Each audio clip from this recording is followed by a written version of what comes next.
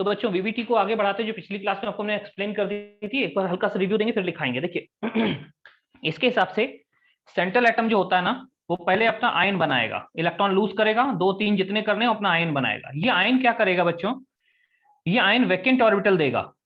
Vacant orbital ये देगा, कितने वैकेंट ऑर्बिटल देगा, equal to its coordination number. Its coordination number. पहले मेटल अपने ऑक्सीडेशन नंबर के हिसाब से इलेक्ट्रॉन लूज करके आयन बनाएगा। जो आयन बनेगा, आयन अब क्या कर इंतजाम करेगा किसका, वैकेंट ऑर्बिटल का। कितने वैकेंट ऑर्बिटल, जितना उसका कोऑर्डिनेशन नंबर है उतने। कोऑर्डिनेशन नंबर 4 है तो 4 वैकेंट ऑर्बिटल चाहिए, 6 है तो 6 वैकेंट ऑर्बिटल चाहिए, है ना। तो equal to its coordination number, इतने वैकेंट ऑर्बिटल देगा। ये वैकेंट ऑर्बिटल क्या करेंगे बच्चों, ये आपस में हाइब्रिडाइज होंगे। अगर 4 आ गए ना, 4 ऐसे हैं, ये आपस में हाइब्रिडाइज होंगे। और हाइब्रिडाइज होकर क्या करेंगे, सारे ऑर्बिटल जो हैं वो मेटल के अराउंड एक सर्टेन अरेंजमेंट में आ जाएंगे ऐसे। और बाद में उस अरेंजमेंट में लिगेंड क्या करेगा, अपने लोन पे कोऑर्डिनेट करेगा। लिगेंड अपने लोन पे ऐसे कोऑर्डिनेट करेगा, बस कहानी खत्म। ठीक है ना। लास्ट में एक रिव्यू फिर लिखाते हैं। मेटल इलेक्ट्रॉन लूज करके आयन बनाएगा अपने ऑक्सीडेशन नंबर के हिसाब से। जो आयन होगा वो उतने वैकेंट ऑर्बिटल देगा जितना उसका कोऑर्डिनेशन नंबर है, अवेलेबल कराएगा। वो सब आपस में हाइब्रिडाइज होंगे, मिक्स होंगे, और मिक्स होने का जो इक्वल एनर्जी के नए ऑर्बिटल बनाएंगे तो वो एक सर्टेन ऑर्डर में अरेंज होंगे। और अरेंज होने के बाद लिगेंड का एक ही काम होगा, अपने लोन पे कोऑर्डिनेट करना, बस। लिगेंड आखिरी में आएगा, उसका और कोई काम नहीं है। लिगेंड को रोल ही नहीं है, सारी मूवी खत्म हो गई तब लिगेंड आ रहा है।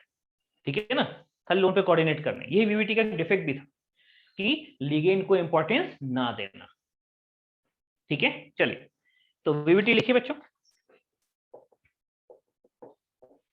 पहले वीवीटी किसके लिए दी गई थी, पहले वीवीटी केमिकल बॉन्डिंग में थी, नॉर्मल कंपाउंड की बॉन्डिंग के लिए थी। बाद में इसको एक्सटेंड किया गया किसके लिए, कोऑर्डिनेशन कंपाउंड के लिए। तो लिखिए according to VBT,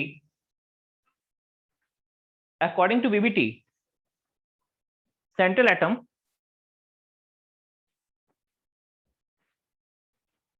central atom according to VBT ड्रेस करके पहला पॉइंट लिखिए, central atom will lose electron, central atom will lose electron as per its oxidation number, and as per its oxidation number and will form ion and will form ion। पहली बात पूरी होगी, okay. दूसरी बात, अभी ion क्या करेगा, अभी आयन उतने वैकेंट और रिपीट करिए ना पहला वाला लिखिए, point. Central atom will lose electron as per its oxidation number, central atom will lose electron as per its oxidation number and will form ion। central atom will lose electron as per its oxidation number and will form ion and will form ion। Okay, लिख लिया, पहला point over. अब ये ion क्या करेगा बच्चों, ion vacant orbital available कराएंगे। Second point लिखिए, सेकंड पॉइंट देखिए, दिस मेटल, दिस मेटल, देखिए कई बार क्या होगा, अगर ऑक्सीडेशन नंबर जितना उतने इलेक्ट्रॉन लूज करे, किसी का ऑक्सीडेशन नंबर 0 है तो एक भी इलेक्ट्रॉन लूज नहीं करेगा। तो as per oxidation number electron lose कराने हैं, ऑक्सीडेशन नंबर 0 है तो कोई इलेक्ट्रॉन नहीं लूज कराने। ठीक है ना, चलिए आगे लिखिए, this atom, this atom will provide vacant orbital equal to its coordination number। this metal will provide vacant orbital equal to its coordination number। यहां पे थोड़ा सा प्रॉब्लम है, वो बताएंगे कि वैकेंट ऑर्बिटल कौन से प्रोवाइड कराएगा, बाहर वाले या थोड़ा अंदर वाले भी यूज करेगा, उसमें थोड़ा सा हमको एडिशनल इंफॉर्मेशन चाहिए। फिलहाल मोटा मोटा पॉइंट क्या है कि this atom will provide, atom और आयन जो भी बन गया इलेक्ट्रॉन लूज करने के बाद, दिस एटम और ion will provide electron will provide vacant orbital equal to its coordination number। Second point clear है, ठीक है। अब यहां पे प्रॉब्लम क्या है,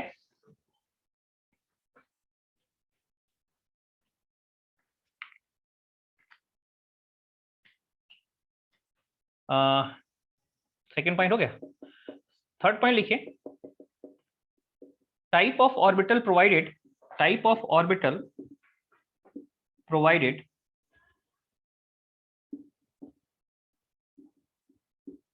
can be decided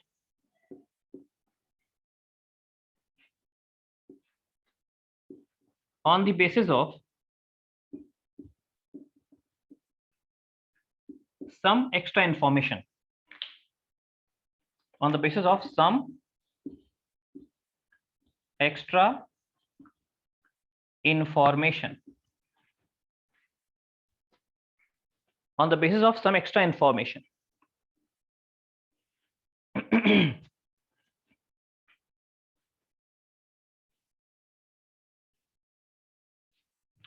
ब्रैकेट में अभी एक्स्ट्रा इंफॉर्मेशन क्या होती है ब्रैकेट में? Generally magnetic information. Magnetic information like spin, mu. Mu नहीं होता √n/n+2, और मैग्नेटिक कैरेक्टर. मैग्नेटिक कैरेक्टर है ना? मैग्नेटिक कैरेक्टर याद है? पैरा डाया, पैरा है कि डाया है, ये सब. तो बच्चों जो वैकेंट ऑर्बिटल देगा वो कौन से ऑर्बिटल देगा, किस टाइप के, और 4 देने अगर कि या 6 देने वो कौन से देगा? आउटरमोस्ट देगा या कुछ आउटरमोस्ट कुछ इनर वाले देगा? उसको डिसाइड करने के लिए कुछ एक्स्ट्रा इंफॉर्मेशन चाहिए. ये extra information generally magnetic information होती है. ये भी एक वीवीटी का डिफेक्ट है कि एक्स्ट्रा इंफॉर्मेशन क्यों चाहिए. बिना एक्स्ट्रा इंफॉर्मेशन काम नहीं होता उसमें. या तो आपने रट लिया हो या एक्स्ट्रा इंफॉर्मेशन हो. अगर रटा नहीं है क्वेश्चन में कि इसमें क्या होता और आपने एक्स्ट्रा इंफॉर्मेशन नहीं दी है, देना चाहिए, बिना उसके काम नहीं होगा. अगर एक्स्ट्रा इंफॉर्मेशन नहीं दी है तो क्वेश्चन आप नहीं कर पाओगे. ठीक है, तो ये इसकी कमी है. तो स्टार लगाइए थर्ड वाले पे. ये इसकी कमी भी है, ये इसका एक शॉर्टकमिंग भी है. सेंट्रल एटम आयन बनाएगा, आयन इलेक्ट्रॉन अरेंज करेगा, कितने, जितना उसका कोऑर्डिनेशन में उतने, लेकिन कौन से करेगा ये एक्स्ट्रा इंफॉर्मेशन से डिसाइड होता है. ओके, चौथा पॉइंट देखिए. अब क्या होगा, देखिए, these vacant orbital will hybridize. These vacant orbital will hybridize and will arrange. These hybrid orbital will hybridize. Sorry, these vacant orbital will hybridize. These vacant orbital will hybridize and will arrange in a certain geometry. These vacant orbital will hybridize and will arrange in certain geometry. In certain geometry.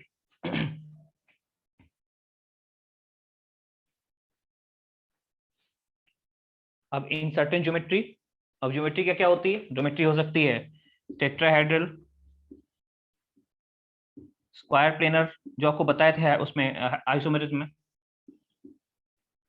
Octahedral, etcetera, जो भी आपको geometry बताया वो सब. These hybrid orbital will arrange in certain geometry. और आखिरी में क्या होगा बच्चों? अरेंज हो गया, सब कुछ हो गया, अब लिगेंड आएगा अंत में. कहानी खत्म, लिगेंड आया, लोन पेयर कोऑर्डिनेट किए. लिखिए पांचवा पॉइंट. देखिए, ligand will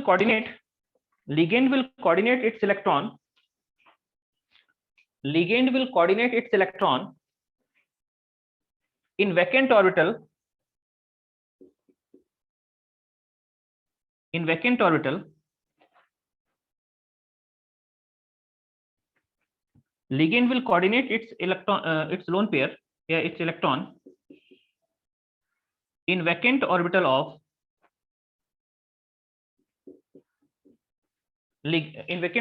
central atom. In vacant hybrid orbital लिखिए, in vacant hybrid orbital.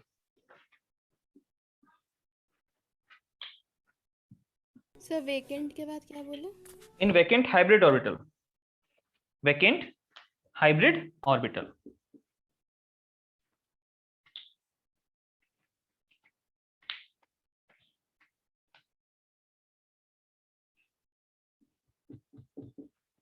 देखिए बच्चों, इसका फील्ड ऑर्बिटल है, शेडेड है मतलब फील्ड है. इसका फील्ड ऑर्बिटल, इसका खाली ऑर्बिटल. इसके फील्ड से इसके खाली में लोन ये कोऑर्डिनेट हो गया. इसके फील्ड से इसके वैकेंट में कोऑर्डिनेट कर दिया, है ना. और कोऑर्डिनेशन का मतलब ही होता है ओवरलैपिंग. इसका भरा खाली और इसका फील्ड ऑर्बिटल, इसका खाली ऑर्बिटल ओवरलैप करेगा ऐसे. ये तो जनरली होता है. क्लासिकल लिगेंड यही करते हैं, लेकिन नॉन क्लासिकल लिगेंड एक काम और करते हैं. क्या? अगर नॉन क्लासिकल लिगेंड हो तो क्या होगा? ये तो होगा ही, साथ में electron synergic bonding. Back bonding synergic bonding भी होगी वहां पे। बैक बॉन्डिंग सिनर्जिक बॉन्डिंग यानी कैसे, इसका भरा हुआ ऑर्बिटल ये, और इसके या तो वैकेंट ऑर्बिटल, वैकेंट होगा, वैकेंट डी होगा, नहीं तो एंटी बॉन्डिंग होगा, ये इसमें कोऑर्डिनेट करेगा, साइड टू साइड ओवरलैपिंग करके पाई बॉन्ड बना, ये भी हो सकता है अगर नॉन ये, लेकिन ये तभी होगा जो नॉन क्लासिकल होगा। तो मेन काम ये है, नॉन क्लासिकल लिगेंड ये भी करते हैं।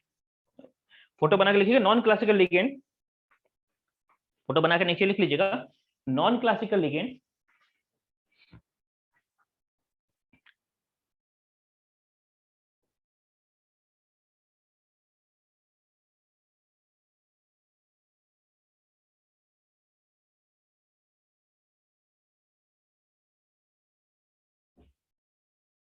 can form synergic bond also. Non-classical ligand can form synergic bond also. बच्चों ये वीबीटी हो गई, खत्म हो गई वीबीटी, जो मैंने इधर पिछली क्लास में बताई थी और शुरू में ये हल्के सा कहानी इधर बताई, इसी को मैंने पॉइंट बाय पॉइंट लिखा दिया आपको। सेंट्रल मेटल अपने इलेक्ट्रॉन लूज करेगा, है ना, और आयन बनाएगा, फिर जो आयन यहाँ बनेगा जो वो अपने वो उतने वैकेंट ऑर्बिटल देगा जितना कोऑर्डिनेशन नंबर है, कौन सा देगा इसको डिसाइड करने के लिए एक्स्ट्रा इनपुट चाहिए। जब फिर ये हाइब्रिडाइज होंगे, एक सर्टेन ज्योमेट्री में अरेंज होंगे, लिगेंड लास्ट में लोन पर कोऑर्डिनेट कर देगा, खत्म कहानी। ठीक है, हो गया, आगे लिखिए।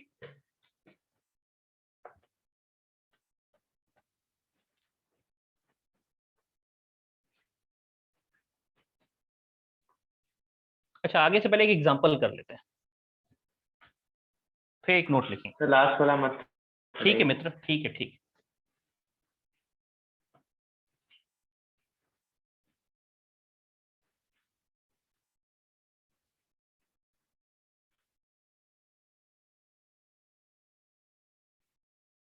एक्स्ट्रा इन्फॉर्मेशन की रिक्वायरमेंट इस मॉडल का इसका एक बहुत बड़ा कमी भी है, एक्स्ट्रा जो इन्फॉर्मेशन चाहिए इसका एक कमी भी है।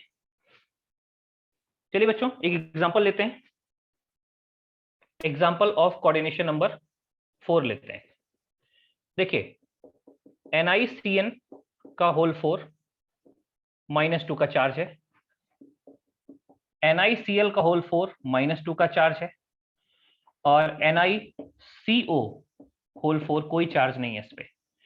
हमें इन सबके हाइब्रिडेशन बताने बच्चों सबसे पहले ऑक्सीडेशन नंबर लिख लो, इसका ऑक्सीडेशन नंबर यहां निकालोगे तो आ जाएगा कितना, +2, यहां निकालोगे x मान के निकालो तो यहां आ जाएगा +2, यहां निकालोगे तो यहाँ पे ऑक्सीडेशन नंबर इसका निकल कर 0 आ रहा है। देखिए कहीं ऑक्सीडेशन नंबर में प्रॉब्लम बताइए, वरना तो ये तो आ रहा है, दिखना चाहिए।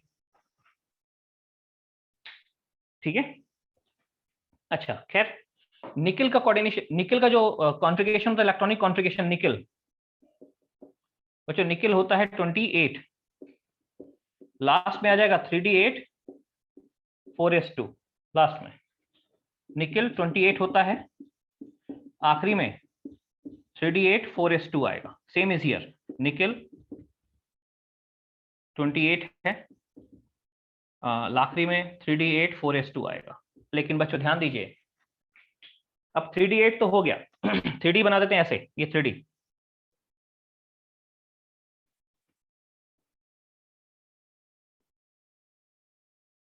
Three D 4s 4p। बच्चों इसका कोऑर्डिनेशन में 4 है, 4 ऑर्बिटल्स को अवेलेबल कराने, इधर आइए, इसको इधर ही बना लेते हैं, 3d 4s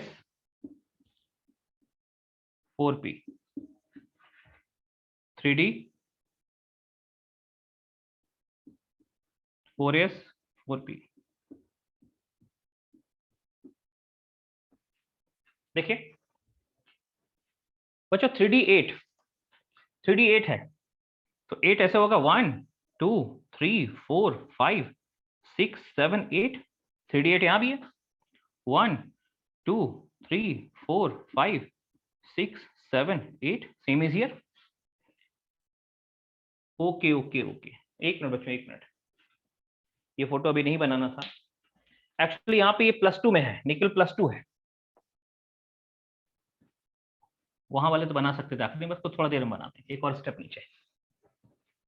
देखिए बच्चों यहाँ क्या है, यहाँ निकल से निकल +2 बनना पड़ेगा, तो ये 2 इलेक्ट्रॉन यहाँ से निकालने पड़ेंगे। तो कॉन्फ़िगरेशन निकल +2 का जो आएगा उस पर देखें, निकल +2 बनाएगा, ये हो जाएगा लास्ट में खाली 3d8 बचेगा, 4s2 नहीं, खाली 3d8, यहाँ भी +2 स्टेट में है, तो यहाँ भी निकल जो है बिल्कुल वैसे Na+2 बनाएगा। 2 इलेक्ट्रॉन निकलेंगे बच्चों, 2 इलेक्ट्रॉन निकाल दोगे तो निकल +2 का कॉन्फ़िगरेशन आ जाता है 3d8। ऐसे इधर देख लीजिए निकल, लेकिन यहाँ 0 है ना, निकल 0 है, तो इसमें कोई इलेक्ट्रॉन नहीं निकाला, निकल का ही कॉन्फ़िगरेशन रख दिया जाएगा, निकल का ही रख दिया जाएगा, निकल 28 ही रखा जाएगा, वही रहेगा जो ऊपर है 3d8 4s2, कोई इलेक्ट्रॉन नहीं निकालना इसमें। ठीक है,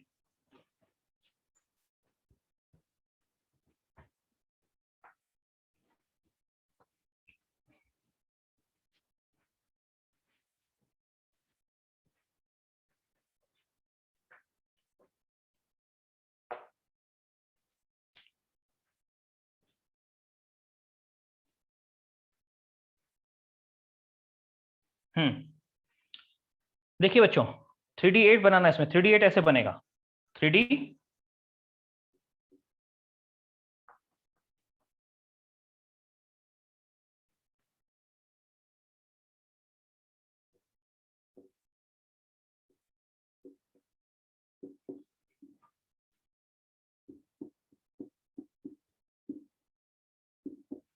3d 4s 4p 3d 4s 4p।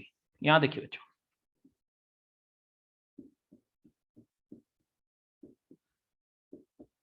3d 4s 4p, देखो बच्चों क्या है 3d 8 है यहाँ पे, तो 3d में 8 इलेक्ट्रॉन 1 2 3 4 5 6 7 8, यहाँ भी वही 3d है, तो 1 2 3 4 5 6 7 8, यहाँ 3d8 4s2 है, तो 1 2 3 5 6 7 8, ये देखिए बच्चों यहाँ 4s में 2 इलेक्ट्रॉन है। अब कहते हैं 4, जब कोऑर्डिनेशन नंबर 4 होता है बच्चों तो 2 ही हाइब्रिडेशन होते हैं 4 में, कोऑर्डिनेशन नंबर अगर 4 है तो याद होगा या तो टेट्राहेड्रल होगा, मैंने आपको बताया ऑलरेडी, या फिर स्क्वायर प्लेनर होगा, ज्योमेट्रिकल आइसोमर में डिस्कस कर चुके हैं। टेट्राहेड्रल होगा तो कोऑर्डिनेशन नंबर तो हाइब्रिडेशन sp3 होगा, और ये होगा तो हाइब्रिडेशन dsp2 होगा। नहीं, कोऑर्डिनेशन नंबर 4 में 2 ही केस है, तीसरा कोई केस ही नहीं है, कोऑर्डिनेशन नंबर 4 में बच्चों 2 ही केस हैं ये। अब अगर एक s और 3p मर्ज हुए तो sp3, और एक अंदर वाला हो गया तो dsp2। देखते हैं अब ये होगा कि ये होगा, कैसे डिसाइड करेंगे, इसके लिए एक्स्ट्रा इंफॉर्मेशन चाहिए। देखिए कौन से 4 वैकेंट ऑर्बिटल देगा, तो आपको बता दें बच्चों NiCN4 जो होता है ना, NiCN4 बच्चों इसका जो ये बोलता है कि डायामैग्नेट, इसका एक्स्ट्रा इंफॉर्मेशन, एक्स्ट्रा क्या दिया है, एक्स्ट्रा दिया है कि डायामैग्नेटिक है। अब बताओ डायामैग्नेटिक का मतलब क्या हुआ, सारे के सारे इलेक्ट्रॉन पेयर्ड होंगे कि अनपेयर्ड होंगे, पेयर्ड हैं। अभी देखो जरा, तो ये तो पेयर्ड है, ये भी पेयर्ड, ये भी, लेकिन ये दोनों अनपेयर्ड हैं, तो मतलब यहाँ पे कुछ हमें ऐसा करना पड़ेगा कि ये सारे इलेक्ट्रॉन पेयर्ड हो जाए, तो कहते हैं एक इलेक्ट्रॉन यहाँ से यहाँ भेज दो, तो नया कॉन्फ़िगरेशन होगा, कुछ ऐसा बनेगा ये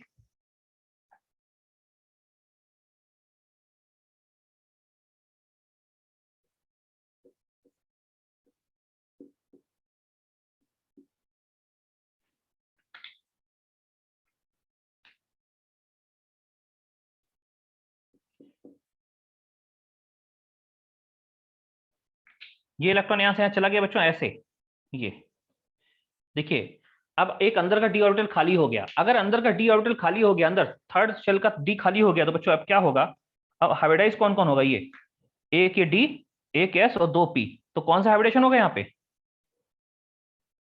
डी dsp2 स्क्वायर प्लेनर हो गया, ये स्क्वायर प्लेनर। ओके, अच्छा बच्चों इधर चलते हैं, इसमें देखा गया, इसको एक्स्ट्रा इंफॉर्मेशन यहां दी थी कि पैरामैग्नेटिक है, इसमें एक्स्ट्रा इंफॉर्मेशन थी कि पैरामैग्नेटिक है।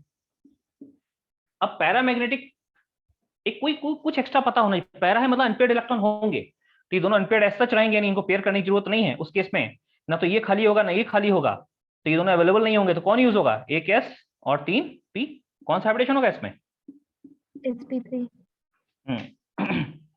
sp3 tetrahedral.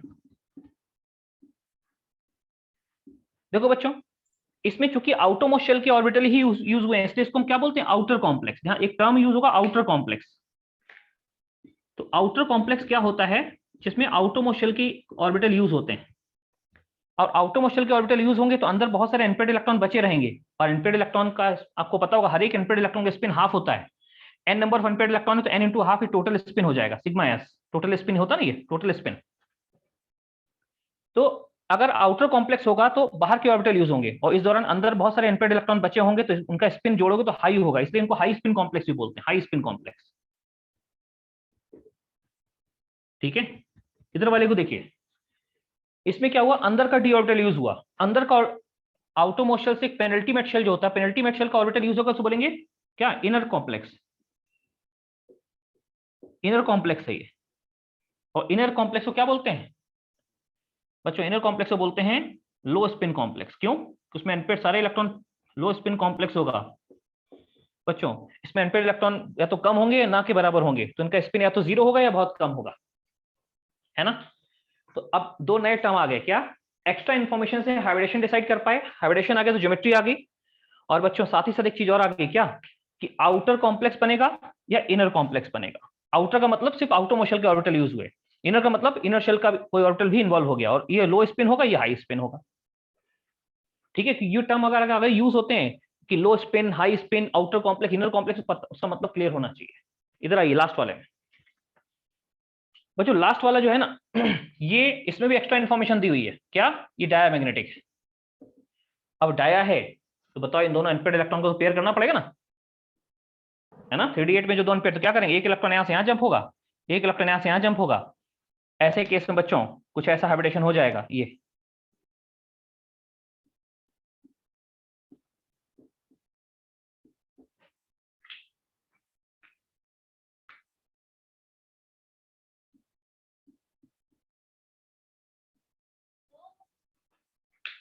एक इलेक्ट्रॉन जंप होके, 3d8 है ना ये, एक इलेक्ट्रॉन जंप करके इधर आ गया, एक इलेक्ट्रॉन जंप करके इधर पहुंच गया, देखिए इधर बच्चों ऐसे। अब क्या हुआ, अंदर का तो कोई नहीं खाली, लेकिन हाँ एक एस खाली, ये sp3 हो सकता है, कोऑर्डिनेशन 4 में ये sp3 हो सकता है, तो sp3 होगा, हाइब्रिडेशन यानी टेट्राहेड्रल ज्योमेट्री होगी इसकी। बच्चों बिना एक्स्ट्रा इन्फॉर्मेशन के आप नहीं बता पाओगे क्या है, ये तीनों एग्जांपल आप लिख लो और याद कर लो, निकल के तीनों एग्जांपल एनसीईआरटी में दिए हैं, एज सच याद कर लो, ठीक है। क्योंकि अगर इसमें आपको एक्स्ट्रा इन्फॉर्मेशन ना भी दी हो तो भी आपको पता होना चाहिए, NiCN को छोड़ के बाकी NiCl, NiCO जो होते हैं वो क्या होते हैं, टेट्राहेड्रल होते हैं। बनाइए फोटो तुमका। सर 3D में जो अनपेयर्ड इलेक्ट्रॉन उसी का पेयरिंग नहीं कर सकते हैं? किसमें बेटा, 3D में जो हाँ लास्ट, हाँ, तो मान लो, अच्छा इसको अगर पेयर करा दिया है ना, इसको अगर पेयर करा दिया तो ये खाली हो गया, ये तो खाली नहीं है, तो इसके इलेक्ट्रॉन फिर यहाँ आ जाएंगे, लोअर एनर्जी स्टेट में आ जाएंगे, जब स्टेबिलिटी गेन कर लेंगे।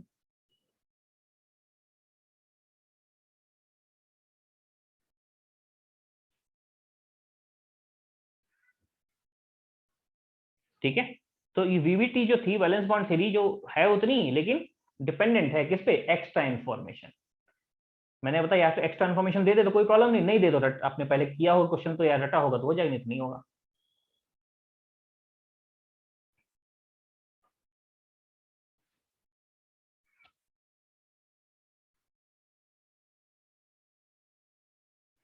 सर निकल के जगह पे हायर एटॉमिक नंबर वाले एलिमेंट भी आ सकते हैं क्या?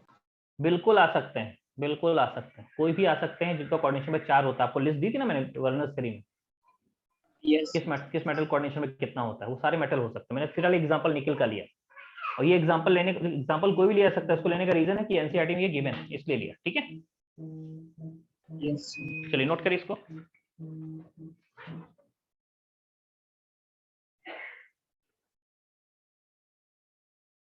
स्पिन कॉम्प्लेक्स क्यों बोलते हैं, फिर से बता दिया ना बेटा, हाई स्पिन का मतलब होता है, स्पिन क्या होता है, स्पिन होता है अनपेयर्ड इलेक्ट्रॉन इनटू हाफ, ये स्पिन होता है ना, टोटल स्पिन निकालने का Yes, formula sir. Atomic structure, हाँ।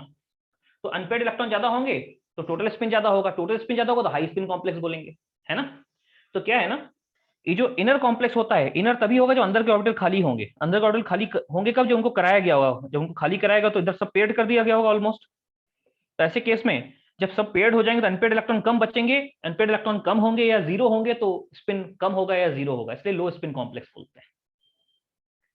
और आउटर कॉम्प्लेक्स में क्या होता है, जब बाहर के ही ऑर्बिटल इन्वॉल्व होते हैं तो अंदर के ऑर्बिटल को हम टच नहीं करते, वहां अनपेयर्ड इलेक्ट्रॉन कई बार रह जाते हैं, भाई इनको खाली नहीं कराया ना, खाली कराएंगे तब ना इसको पेयर किया, उसको खाली रख ऐसा किया। तो यहाँ कुछ खाली नहीं कराना है ना। जब कुछ खाली नहीं कराना है तो अंदर के ऑर्बिटल टेस्ट नहीं करेंगे, सिर्फ बाहर के ऑर्बिटल यूज होंगे, तो आउटर कॉम्प्लेक्स होंगे, और जब आउटर कॉम्प्लेक्स होगा अंदर अनपेयर्ड इलेक्ट्रॉन ज्यादा होंगे, अनपेयर्ड इलेक्ट्रॉन ज्यादा होंगे, इनकी वैल्यू ज्यादा होगी, टोटल स्पिन ज्यादा होगा। ठीक है, ऐसे। सर लो स्पिन कॉम्प्लेक्स वाले में तो हमेशा जीरो ही होना चाहिए, क्योंकि वो तो हमेशा पेयर बेटा रहेगा, आप तो अपोजिट आपकी स्पिन आवाज प्लस आ तो रही है, माइनस। लेकिन आपकी आवाज बिल्कुल क्लियर नहीं है, फिर से बोलिए। लो स्पिन कॉम्प्लेक्स वाला जो है तो उसमें तो हमेशा जीरो ही होना चाहिए सर, नहीं, क्योंकि हमेशा जीरो नहीं, प्लस हम हाफ पूछे माइनस हाफ बेटा, जीरो। हम नहीं, हमेशा जीरो नहीं। अगर अनपेयर्ड इलेक्ट्रॉन जीरो हो गए तब ना जीरो आएगा स्पिन। अगर एक आध देखिए अभी क्या था ना, ये 3d8 था, अगर 3d7 होता तो क्या करते बताइए जरा। 3d7, इसी केस में 3d7 होता तो 1 2 3 5 6 7 है ना। डायमैग्नेटिक दिया हुआ है क्या बेटा?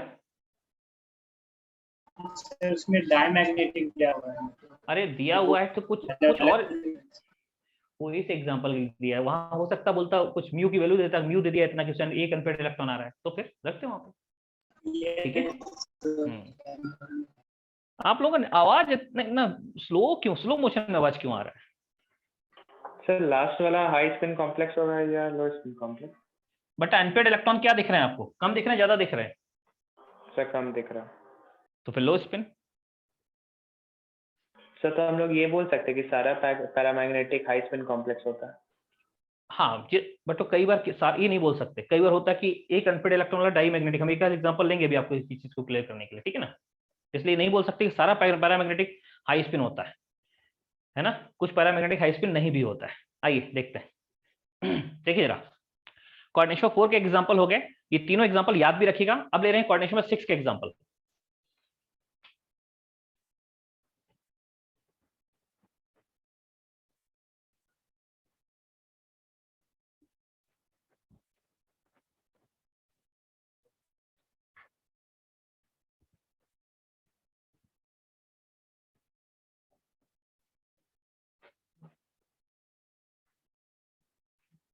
ठीक है, कोऑर्डिनेशन 6 के एग्जांपल लेते हैं।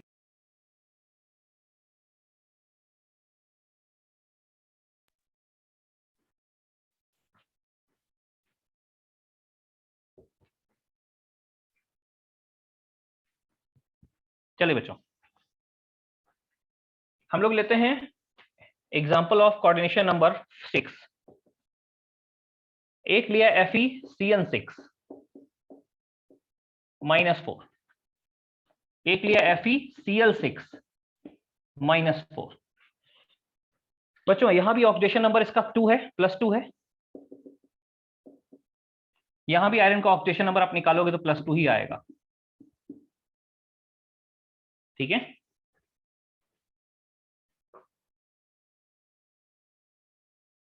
ठीक है। आगे देखो, +2 है तो बच्चों ऐसे लिखेंगे, निकल सॉरी आयरन, आयरन 26 होता है। 26 मतलब लास्ट में 3d6 4s2 आ जाएगा। सेम इज हियर, आयरन 26 है, लास्ट में आखिरी कॉन्फ़िगरेशन होगा 3d6 4s2। लेकिन चूंकि हमें +2 बनाना है, निकल से निकल +2 बनाना है, तो आयरन से आयरन +2 बनाना है बच्चों ऐसे, तो 2 इलेक्ट्रॉन ये लूज करेगा। सेम इज हियर,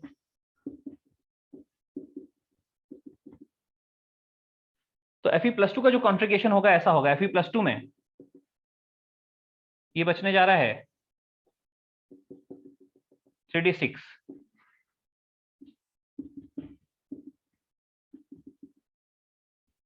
ये देखिए 3d6 आ गया।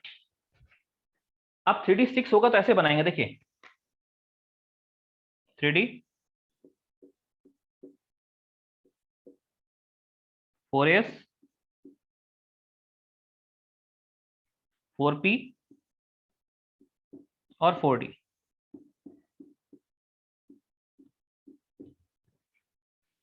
Same is here, 3d6 4s 4p और 4d।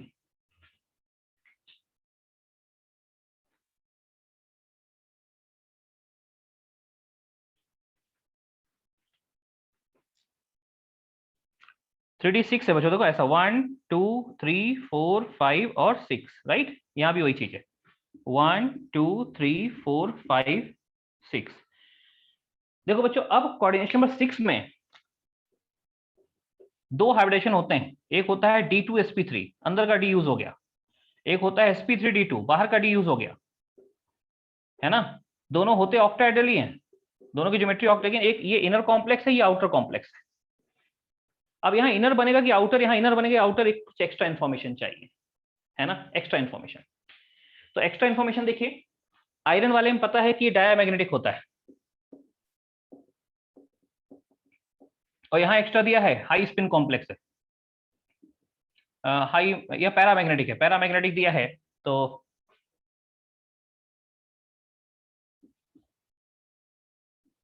फिर दिया पैरामैग्नेटिक, ये इंफॉर्मेशन दी। चलो बच्चों सोचो जरा, अगर ये डायामैग्नेटिक के सारे इलेक्ट्रॉन पेयर करने होंगे, पेयर कैसे होंगे, ये यहाँ डी से डी में चला जाएगा, डी से डी में चला जाएगा, ये पेयर्ड हो गया तो ऐसा केस बन जाएगा।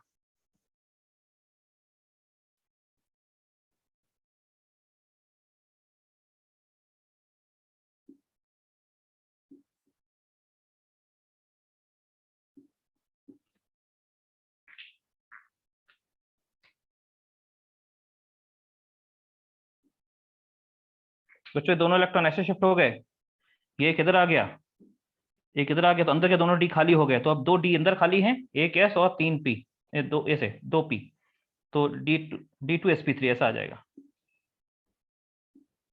D2sp3 अंदर का, और ये इनर कॉम्प्लेक्स हुआ, इनर। और इनर कैसे हुआ बच्चों, एक्स्ट्रा इन्फॉर्मेशन के बिना हम नहीं बता पाते, एक्स्ट्रा इन्फॉर्मेशन इनर कॉम्प्लेक्स है, लो spin complex, spin unpaired electron एक भी नहीं है। यहाँ चूंकि पैरामैग्नेटिक है बच्चों, तो यहाँ अनपेयर्ड इलेक्ट्रॉन रखना पड़ेगा, इसका मतलब यहाँ पेयर करने की जरूरत नहीं है। ये कई बार एग्जैक्ट भी दे देगा, म्यू की वैल्यू दे देगा, म्यू भी दे सकता था, म्यू की वैल्यू कुछ ना कुछ दे देता, उससे पता लगता 3 अनपेयर्ड रखना, मतलब तीनों का अनपेयर्ड रखना है या चारों का अनपेयर्ड रखना है, या बोल देगा हाई स्पिन है सबको अनपेयर्ड रखना है, तो हमको पेयरिंग नहीं करना, इनको ऐसे ही छोड़ देना है, इनको ऐसे ही छोड़ देंगे तो 6 ऑर्बिटल चाहिए, एक एस 3 पी 4 हो गए और 2 डी, ये हो गया sp3d2 यानी आउटर कॉम्प्लेक्स। तो बच्चों कौन सा कॉम्प्लेक्स बनेगा कौन सा नहीं बनेगा, इसके लिए हमें एक्स्ट्रा इन्फॉर्मेशन चाहिए थी वीवीटी में, देख लीजिए वीवीटी में हमको एक्स्ट्रा इन्फॉर्मेशन चाहिए थी।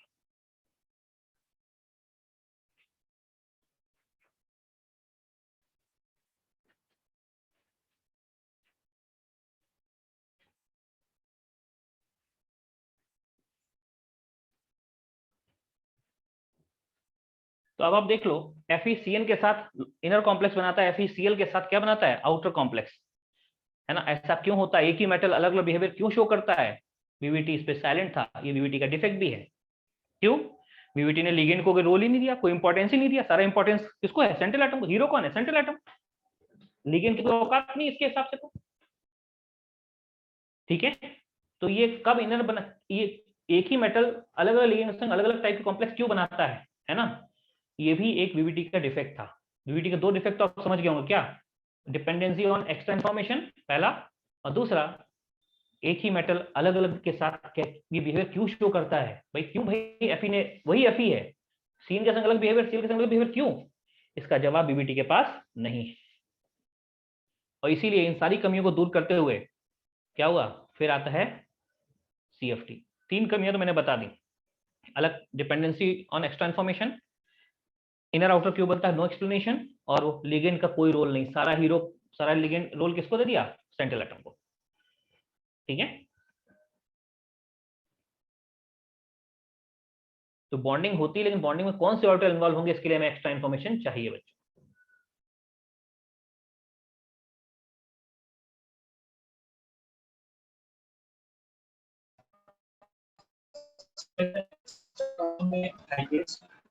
स्क्रीन में अगर रहता है तो लो एनर्जी स्टेट से हायर एनर्जी स्टेट में भी ट्रांसफर कर सकते हैं। 2 एनर्जी स्टेट से लो एनर्जी स्टेट से हायर एनर्जी स्टेट ट्रांसफर उसको पैर बनाने के लिए। बेटा आपके साइड नेटवर्क का बहुत ज्यादा इशू है, आपकी आवाज बहुत क्रैक कर रही है, मेरी भी ऐसे ही क्रैक करती है क्या आप लोगों के पास? No sir. No sir. अगर वही ना, ऐसे अगर क्रैक करेगी तो पढ़ाई मुश्किल है। हमको आपकी बात आधी समझ में आया, कुछ आप बोल रहे हैं कि कुछ ऑर्बिटल ऐसा होगा, लेकिन एग्जैक्ट नहीं सुन पा रहे हैं। खैर, तो बच्चों ये थी वीवीटी। इसकी कमियां मैंने बता दी हैं, बाकी आप एक बार रीड कर लीजिए कमी शॉर्ट कमिंग्स क्या है। वैसे तो मैंने साइड डिस्कस कर दी, बता दी, लिखाने की जरूरत नहीं है। शॉर्ट कमिंग आप चाहो स्पेस छोड़ के लिख लेना, ठीक है। और सीईपी सॉल्व करिए, फिर उसके बाद कोई एक चीज सॉल्व करिए, है ना। Online package, offline package, VBT, sorry VK Jaiswal की बुक। और हमारे पैकेज के सॉल्यूशन भी अगर आपको चाहिए तो प्रोवाइड करा दिए जाएंगे मॉड्यूल के। कभी कोई डाउट ज्यादा हो रहे हैं तो बताइएगा, आपको सॉल्यूशन प्रोवाइड कराएंगे, ठीक है। बट अभी नहीं, कुछ समय बाद। रहता है हाँ तो सॉल्यूशन रहता है। हाँ बेटा, सॉल्यूशन है, अरेंज, सारा अरेंज हुआ है, सारा बनाया गया है, तो आपको अवेलेबल करा दिया जाएगा, ठीक है। यस।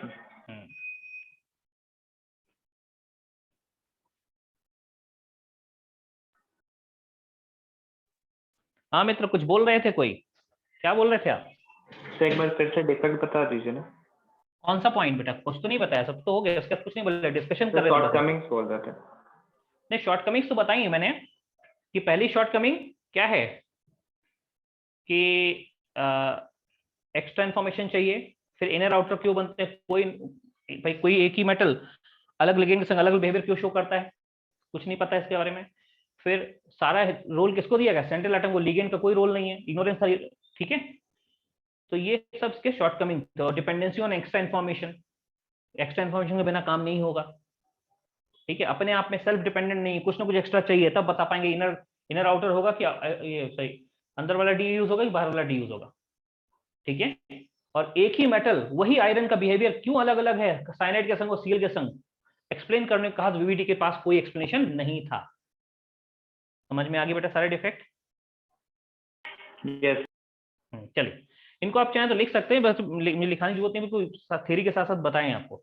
आगे चलिए, इन सारी कमियों को दूर करने के लिए हमारे पास आती है कौन सी theory? Crystal field theory, CFT. Right down CFT, crystal field theory. थोड़ी जगह छोड़ दीजिए, शॉर्ट कमिंग्स अपने आप लिख लीजिए, कमी अपने आप लिख लीजिए इसकी, ठीक है। और फिर चलिए सीएफटी, क्रिस्टल फील्ड थ्योरी।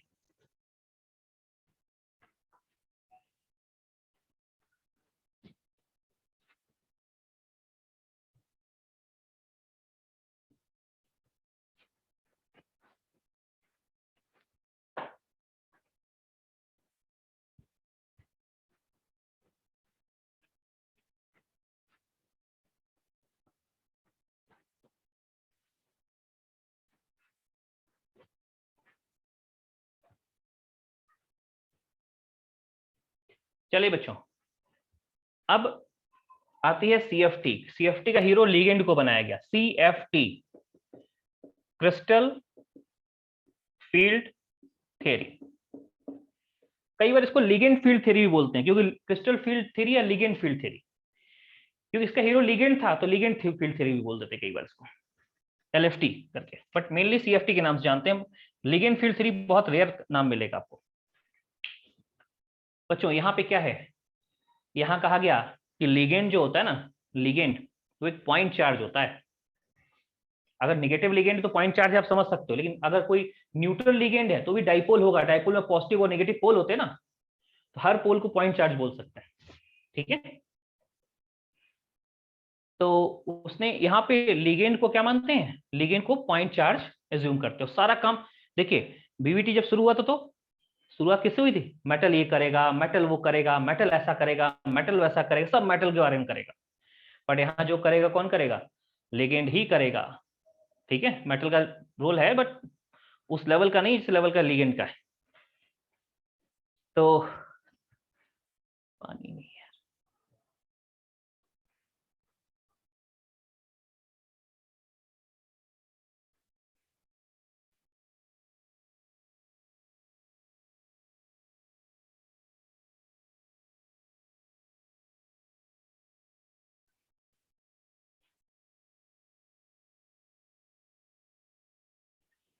चलिए बच्चों, इसके लिए हम थोड़ा एटॉमिक स्ट्रक्चर में चलेंगे, है ना। एटॉमिक स्ट्रक्चर की थोड़ी सी बात करेंगे, तब वीवीटी सीएफटी अच्छे से समझ पाएंगे। खैर चलिए, पहला पॉइंट तो आपको बता दिया, लिखिए first point.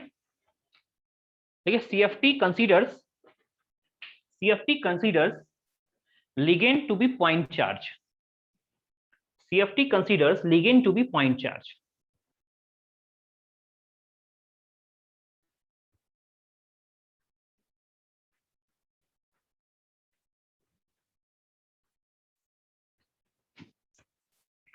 CFT considers ligand to be point charge. Okay.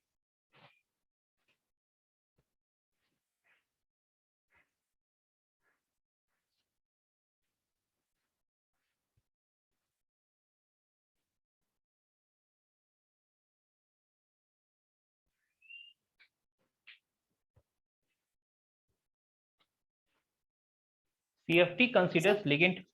क्या बेटा? सर बोल रहे हैं सर पॉइंट चार्ज वाला पॉइंट से पहले कोई और पॉइंट बोले थे? नहीं नहीं नहीं, यही पहला पॉइंट है। CFT considers ligand to be a point charge, पहला चीज। और दूसरा ये बोलती है कि मेटल और लिगेंड की जो इंटरेक्शन होता है, that interaction is actually electrostatic in nature. जो भी है अट्रैक्शन लगेगा तो इलेक्ट्रोस्टैटिक अट्रैक्शन, रिपल्शन है तो इलेक्ट्रोस्टैटिक रिपल्शन, जो भी है इलेक्ट्रोस्टैटिक इन नेचर है इनका इंटरेक्शन।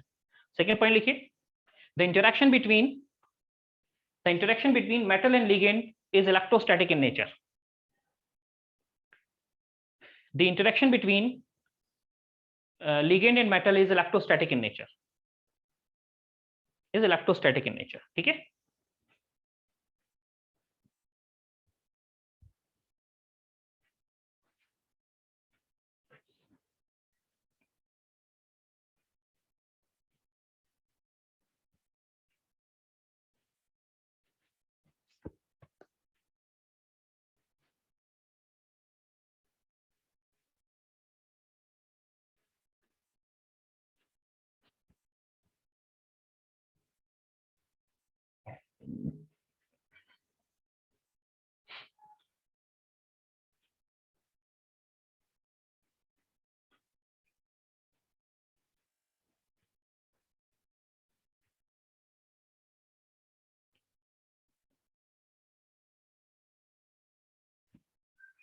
अच्छा बच्चों,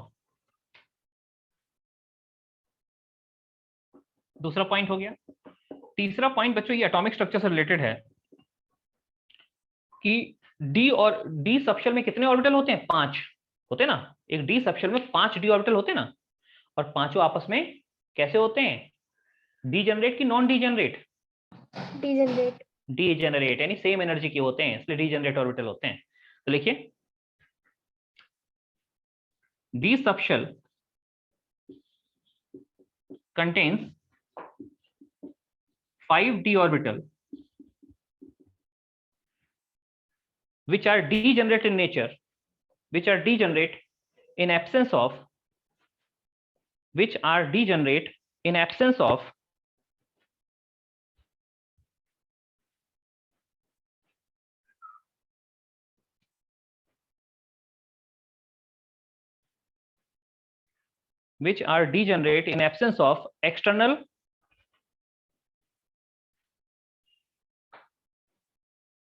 external electric or magnetic field, which are degenerate in absence of external electric or magnetic field। देखिए, में से 5 होते हैं, थोड़ा बड़ा बना देते हैं। DXY, DYZ, DXZ, DX square, Y square और DZ स्क्वायर।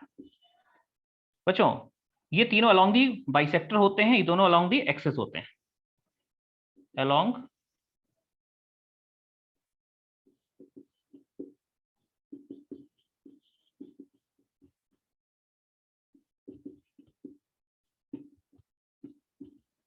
द एक्सिस, है ना बच्चों? इसको, इस ग्रुप को तीनों को हम एक कंबाइंड फॉर्म बोलते हैं T2G। इनको बोलते हैं EG। T2G बच्चों होता है ट्रिपली डीजनरेट। ये तीन सेम एनर्जी के ट्रिपली डीजनरेट, ट्रिपली डीजनरेट। ये डबल डीजनरेट है, 2 हैं इसलिए डबली डीजनरेट। जी जनरेट के लिए है तो डबल या डबली डीजनरेट। तीनों बाइसेक्टर अलोंग होते हैं, ये अलोंग द एक्सिस होते हैं। इनके फोटो आपको पता होंगे, बाइसेक्टर अलोंग बनाने की जरूरत नहीं है, तीनों के फोटो जो होते हैं बाइसेक्टर अलोंग होते हैं। अगर फोटो बनाना चाहें पता है, फोटो बनाए पता होगा ना आपको। इस पे एक्स एक्सिस और वाई एक्सिस के बाइसेक्टर अलोंग दोनों डंबल होते हैं, यहाँ वाई और जेड के बाइसेक्टर अलोंग, यहाँ पे एक्स और जेड के बाइसेक्टर अलोंग होते हैं, है ना, पता है ना बच्चों सबको, यस सर। इमेजिन हो ना। और इसमें दो डंबल होते हैं, एक एक्स एक्सिस अलोंग, एक वाई एक्सिस अलोंग। इसमें एक ही डंबल होता है जो जेड के अलोंग होता है, दूसरा जो डंबल होता है वो हॉरिजॉन्टल प्लेन में घूमता है तो एनुलर डिस्क फॉर्म करता है। तो ये हो गया। लेकिन इन पांचों की एनर्जी बराबर है कब, जब इनके चारों तरफ क्या हो, इलेक्ट्रिक फील्ड ना आए, मैग्नेटिक फील्ड ना हो। अच्छा ये बताइए, अगर हम, चूंकि ये सब ऑर्बिटल है, इलेक्ट्रॉन रिच एरिया है। ऑर्बिटल मतलब क्या होता है, इलेक्ट्रॉन रिच एरिया। बच्चों ऑर्बिटल का मतलब है इलेक्ट्रॉन रिच एरिया, ये सब इलेक्ट्रॉन रिच एरिया है। और एक नेगेटिव लिगेंड अगर आएगा तो इनको रिपल्शन देगा कि अट्रैक्शन देगा? रिपल्शन। हाँ, और इनको अगर लिगेंड आएगा तो इन सबको रिपल्शन देगा, रिपल्शन से तो ये क्या होंगे, अनस्टेबल होंगे, एनर्जी बढ़ जाएगी, बढ़ेगी ना।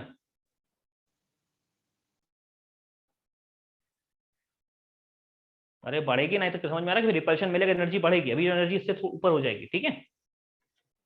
Yes sir. तो अब देखो बच्चों, कहते हैं कि अगर इनके अराउंड, जहां ये ऑर्बिटल है, इनके अराउंड जो इलेक्ट्रिक फील्ड जनरेट करें वो स्फेरिकली सिमेट्रिक हो, इनके अराउंड अगर इलेक्ट्रिक फील्ड जनरेट करें वो स्फेरिकली सिमेट्रिक इलेक्ट्रिक फील्ड हो, तो बताइए जब इलेक्ट्रिक फील्ड स्फेरिकली सिमेट्रिक है तो इन सबको रिपल्शन बराबर देगी ना।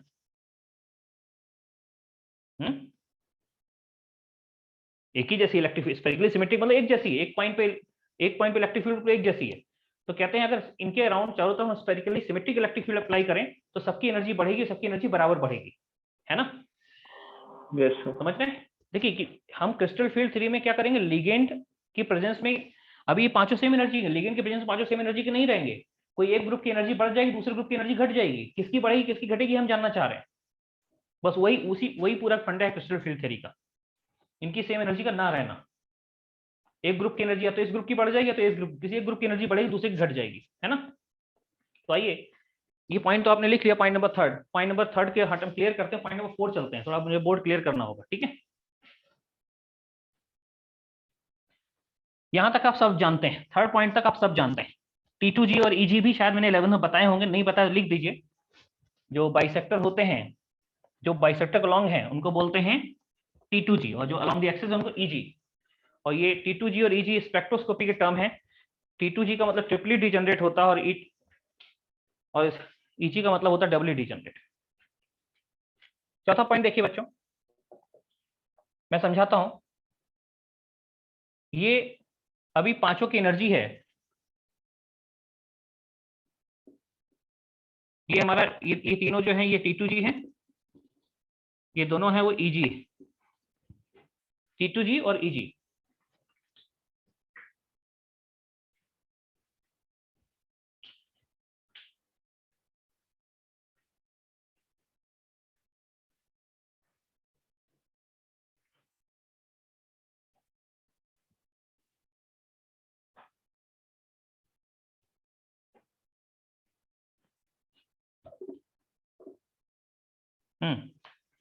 ये in absence of any field, in absence of any field, ठीक है बच्चों। ये एनर्जी फिलहाल इस लेवल में, मैं लोअर वाले को बना देता हूँ, ये ऐसे बना, ऐसी एनर्जी बना दिया, ये एनर्जी इस लेवल में। लेकिन अगर इनके चारों तरफ हम स्फेरिकली सिमेट्रिक इलेक्ट्रिक फील्ड लगा दें तो इन सबकी एनर्जी बराबर बढ़ जाएगी, रिपल्शन सबको मिलेगा, सबकी एनर्जी बढ़ के इस लेवल थोड़ी बढ़ जाएगी, इस लेवल में पहुंच गई। देखिए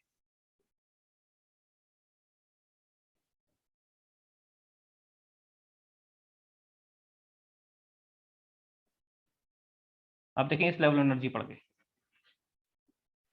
ये है इन presence of spherically symmetric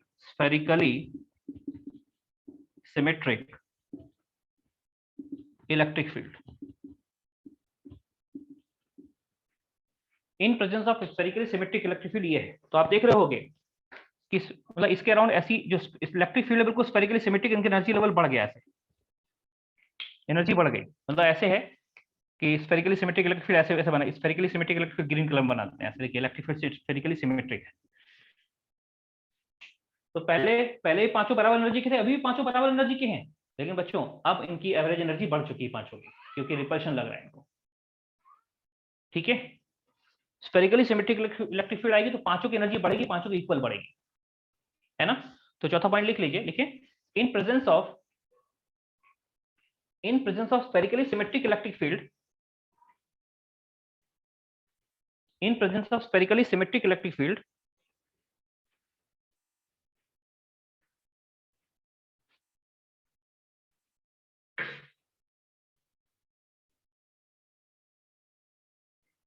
in presence of spherically symmetric electric field, energy of all the 5d orbital will increase,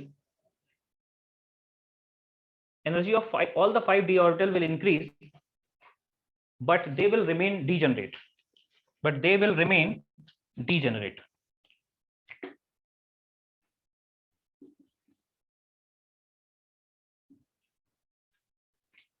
But they will remain degenerate. ठीक है बच्चों, ऐसा था, ऐसा हो गया। यहां भी पांचों बराबर एनर्जी के थे, यहां भी पांचों बराबर एनर्जी के थे, लेकिन इस केस में एनर्जी पांचों की पहले से बढ़ चुकी है। क्लियर? ये तो तब है जब स्फेरिकली सिमेट्रिक इलेक्ट्रिक फील्ड है। ये इमेजिनरी केस है कि स्फेरिकली सिमेट्रिक इलेक्ट्रिक फील्ड हमने केस क्रिएट करी, इमेजिन किया ऐसा। लेकिन बच्चों लिगेंड आते हैं, लिगेंड या तो 4 आते हैं या तो 6 आते हैं। लिगेंड तो स्फेरिकली सिमेट्रिक तरीके से नहीं आते, लिगेंड तो एक पर्टिकुलर डायरेक्शन में आते हैं। अरे लिगेंड के स्फेरिकली सिमेट्रिक आएंगे, वो तो पॉइंट है ना, 4 पॉइंट से आएंगे, 6 पॉइंट से आएंगे, स्फेरिकली सिमेट्रिक तो सवाल ही नहीं है। समझ रहे हैं? Yes sir. Yes sir. तो लिगेंड चूंकि पॉइंट चार्ज है, वो सर्टेन पॉइंट से आएंगे, वो स्फेरिकली सिमेट्रिक तरीके से नहीं आएंगे। तो कहोगे सर अगर लिगेंड अगर स्फेरिकली सिमेट्रिक होता तो सबकी एनर्जी बराबर बढ़ती, लेकिन सब बराबर रहती। लेकिन लिगेंड जो कि 6 हैं या 4 हैं जो भी हैं, वो चूंकि सिमेट्रिक तरीके से नहीं आते, स्फेरिकली सिमेट्रिक तरीके से नहीं आएंगे, तो इन सबकी एनर्जी जो है वो बढ़ेगी, लेकिन बराबर नहीं बढ़ेगी। इस ग्रुप की एनर्जी या तो बढ़ जाएगी या तो इस ग्रुप की एनर्जी बढ़ जाएगी। तो एक ग्रुप जो अभी पांचों का एवरेज इतना है, लेकिन अगर लिगेंड होता तो कुछ इसके एवरेज के ऊपर निकल जाते, कुछ एवरेज के नीचे आ जाते, है ना। कुछ एवरेज के ऊपर, कुछ एवरेज के नीचे हो जाते। वो नंबर ऑफ लिगेंड पे डिपेंड करेगा। तो इसके आगे की बात हम कोऑर्डिनेशन नंबर 4 के लिए अलग करेंगे, 6 के लिए अलग करेंगे। पहले हम 6 के लिए बात करेंगे, ठीक है। पहले समझ, ये अभी हमने वो स्टार्ट नहीं किया, लिगेंड के प्रेजेंस की बात हम शुरू करने जा रहे हैं। अब तक सिर्फ ऐसा होता है और ये हाइपोथेटिकल केस, ठीक है। आगे लिखिए 5वां पॉइंट, देखिए in presence of ligand bracket में point charge,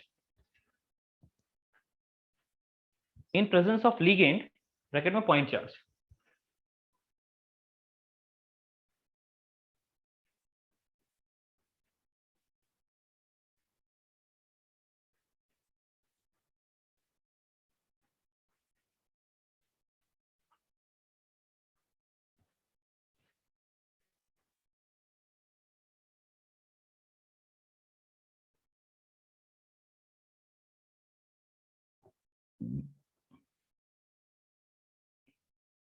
in presence of ligand bracket में पॉइंट चार्ज ब्रैकेट क्लोज,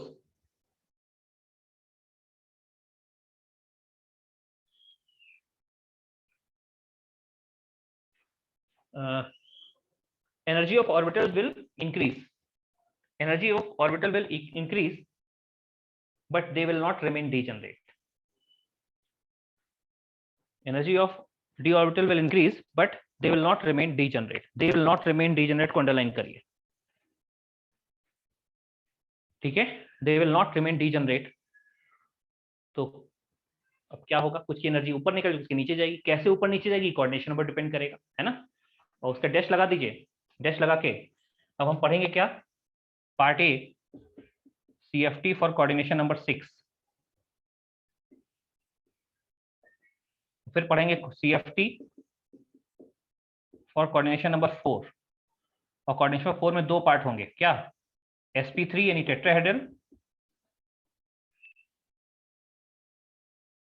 और DSP2 यानी स्क्वायर प्लेनर।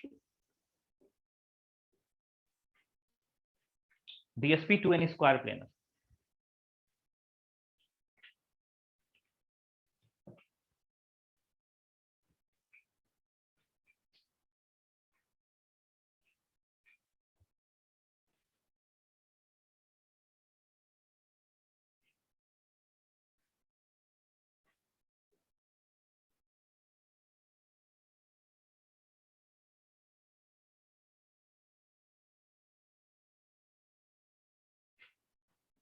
चलिए बच्चों, इसको हटा रहे, राइट।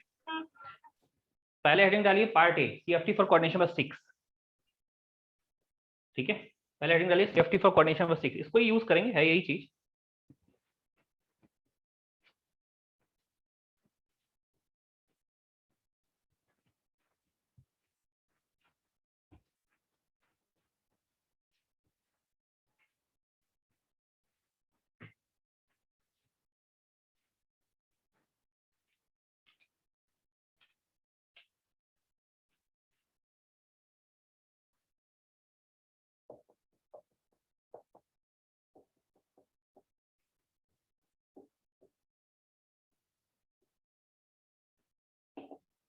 देखो बच्चों, इसमें क्या होता है, पहला A1, एक क्यूब इमेजिन करिए, क्यूब।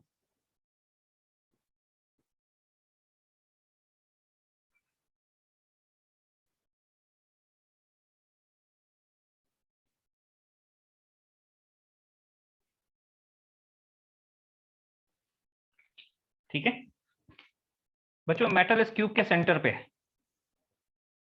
इधर से ये प्लस एक्स एक्सिस, यहां से ये माइनस एक्स, है ना। ऊपर प्लस वाई, नीचे माइनस वाई।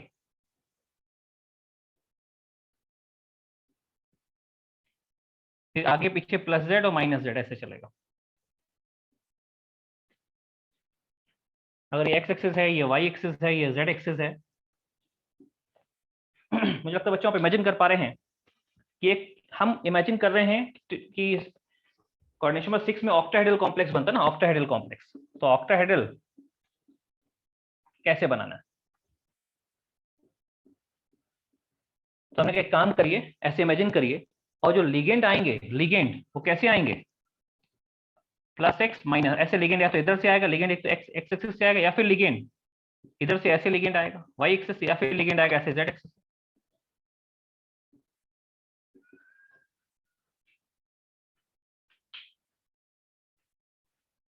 ठीक है, X axis, Y axis, Z axis.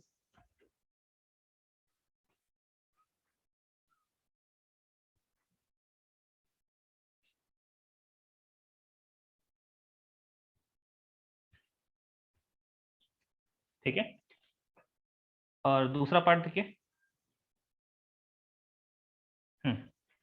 तो बच्चों 5 जो डी ऑर्बिटल थे, 5 डी ऑर्बिटल सेम एनर्जी के थे, विदाउट इलेक्ट्रिक फील्ड, ये केस था ऐसा, है ना। ये एनर्जी लेवल यहां था इनका।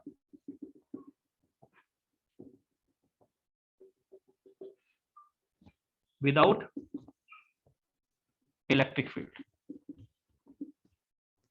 इलेक्ट्रिक और मैग्नेटिक फील्ड।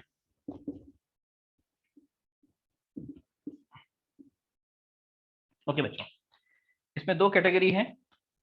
ये पहले 3 T2G हैं, ये वाले दोनों EG, T2G और EG।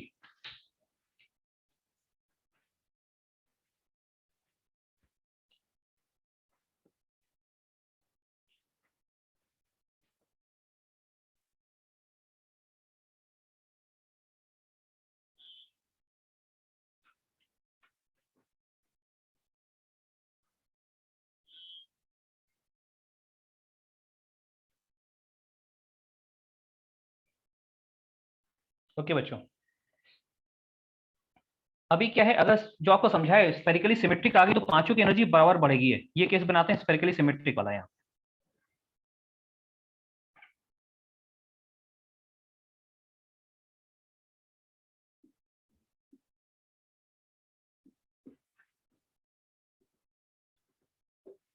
ये इन presence of spherically symmetric electric field. पांचों की एनर्जी बराबर बढ़ गई। देखिए बच्चों, ये एनर्जी लेवल ना यहां से यहां बढ़ गया, ये इंक्रीज हो गया यहां से यहाँ, ये है ना। फिर भी ये पांचों सेम एनर्जी के हैं, नहीं T2G के तीनों और EG के तीनों दोनों आपस में सेम एनर्जी के हैं। ये हाइपोथेटिकल केस है। हकीकत क्या है? हकीकत है कि 6 लिगेंड आ रहे हैं और 6 डायरेक्शन से आ रहे हैं। बच्चों ये बताइए, 6 डायरेक्शन से आ रहे हैं और वो अलोंग दी, और 6 डायरेक्शन अलोंग दी एक्सिस हैं। तो मुझे बताइए, लिगेंड अलोंग दी एक्सिस आ रहे हैं, है ना। तो वो कौन से ऑर्बिटल के ज्यादा क्लोज आएंगे? उन ऑर्बिटल के जो अलोंग दी एक्सिस मौजूद हैं, या उन ऑर्बिटल के जो अलोंग दी बाइसेक्टर मौजूद हैं? along the axis. बिल्कुल, उनसे आमना सामना होगा। अलोंग दी एक्सिस वाले से बिल्कुल उसके काफी क्लोज आएंगे, उससे आमना सामना होगा, तो बच्चों उनको रिपल्शन ज्यादा होगा। तो जो अलोंग द एक्सिस हैं, अलोंग द एक्सिस कौन से मेरे? EG वाले, ये अलोंग द एक्स एक्सिस के जो ऑर्बिटल हैं, वाई एक्सिस के अलोंग हैं, जेड एक्सिस, उनको रिपल्शन ज्यादा मिलेगा। तो जो अलोंग द एक्सिस वाले कैटेगरी है, ग्रुप है, उसकी एनर्जी इस एवरेज के ऊपर चली जाएगी। और जो अलोंग द एक्सिस नहीं है, अलोंग द बाइसेक्टर है बच्चों, उसकी एनर्जी जो स्फेरिकली सिमेट्रिक होना चाहिए उससे नीचे आ जाएगी। तो ये लिगेंड की मौजूदगी में ये दोनों सेम एनर्जी के नहीं रहेंगे। ये T2G, ये EG वाला ऊपर चला गया, ऐसे देखिए।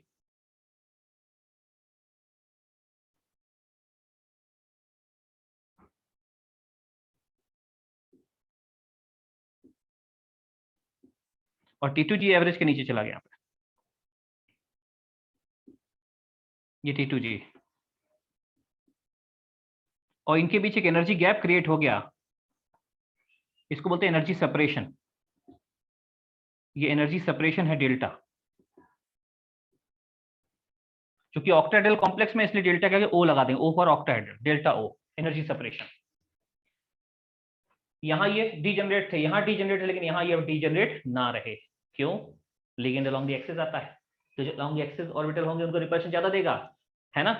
तो जो अलोंग द एक्सिस होंगे उनकी जो एवरेज एनर्जी है, जो स्फेरिकल सिमेट्रिक, उससे ऊपर निकल जाएगी, और जो अलोंग द बाइसेक्टर उनकी इससे नीचे आ जाएगी। इनके बीच जो एनर्जी सेपरेशन होगा उसको बोलते हैं हम क्या? एक फील्ड स्प्लिटिंग एनर्जी, या खाली एनर्जी सेपरेशन भी बोलते हैं, delta O for octahedral. Tetrahedral होगा तो टेट्राहेड्रल कॉम्प्लेक्स होगा आगे, तो डेल्टा T बोलेंगे। स्क्वायर प्लेनर होगा डेल्टा SP बोलेंगे, डेल्टा और बेस में SP लिख देंगे, स्क्वायर प्लेनर। फिलहाल डेल्टा O है। और बच्चों ऐसा बोलते हैं कि ये एनर्जी ऐसे रहता है, ये 2 एवरेज के ऊपर निकल गए, 3 एवरेज नीचे आ गए। अगर इन 5 इन बढ़े हुए, इन घटे हुए, सब इन पांचों का एवरेज लेते हैं, तो एवरेज एनर्जी यही आएगी है, जो स्फेरिकली सिमेट्रिक का केस में होनी चाहिए। ठीक है, जो ऊपर निकल गया बच्चों, ऐसे मान लीजिए वो एवरेज से जिधर कुछ, जिधर 2 ऑर्बिटल हो 3/5 टाइम्स, 3/5 डेल्टा O ऊपर निकल गया, और जिधर 3 ऑर्बिटल है 2/5 डेल्टा O नीचे चला गया। 3/5 2/5।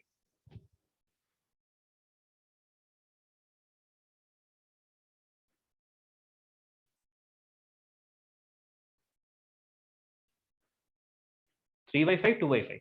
अच्छा, ऐसा भी बोलते हैं कई बार कि अगर इस पूरे एनर्जी गैप को हम 10 पार्ट में डिवाइड करें, 10 पार्ट में, 10 DQ बोलते हैं, तो बच्चों 10 पार्ट्स में से कहते हैं ये जो ऊपर जाएगा ये 6 पार्ट जाएगा 6 DQ, और नीचे जाएगा ये 4 DQ जाएगा। तो 6 पार्ट ऊपर, ये फील्ड स्प्लिटिंग एनर्जी है कोऑर्डिनेशन नंबर 6 के लिए। सर DQ का मतलब?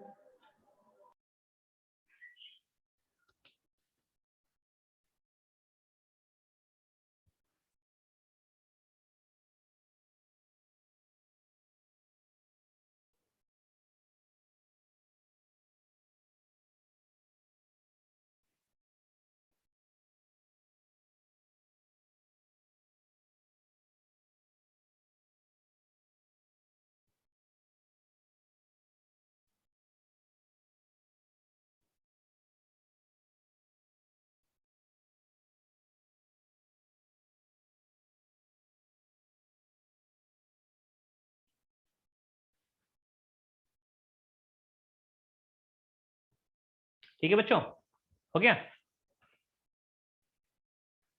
सर DQ का मतलब? DQ बेटा एक टर्म है, ऐसे डिफरेंशियल क्वांटा करके बोलते हैं, बट ऐसी टर्म है, उसका ज्यादा वो मतलब नहीं है। ठीक है, 10 हमने माना डिफरेंशियल क्वांटा करके वर्ड यूज करते हैं। फिलहाल आप मान लीजिए अगर 10 पार्ट में डिवाइड करें तो एवरेज के 6 पार्ट ऊपर, जिधर 2 ऑर्बिटल में 6 पार्ट ऊपर गया एवरेज को, जो तो 3 ऑर्बिटल वो 4 पार्ट नीचे गया, पांचों का एवरेज लोगे तो इसी पे आ जाएगा।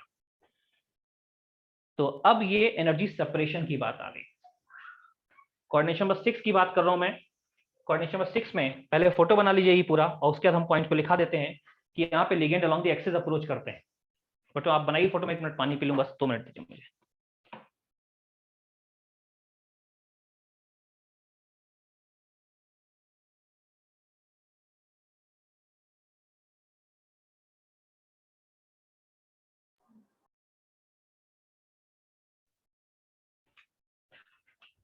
हो गया बच्चों, सभी लिख लिया सभी ने?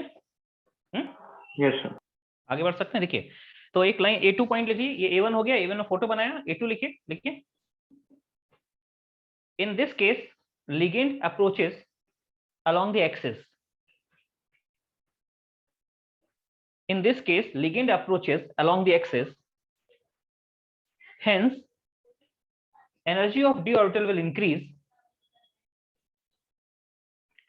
Hence, energy of d orbital will increase, and they will not remain degenerate. And they will not remain degenerate. Okay. So hence energy of d orbital will increase, and they will not remain degenerate. And they will not remain degenerate.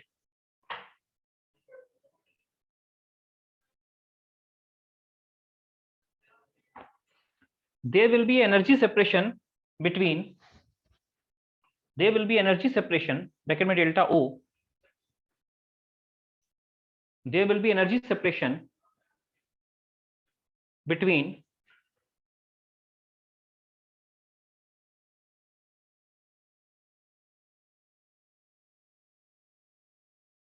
two type of, so between ऐसे लिखिए, between EG and 2TG, between EG and 2TG, T2G orbitals, between EG and 2TG orbitals। ठीक है।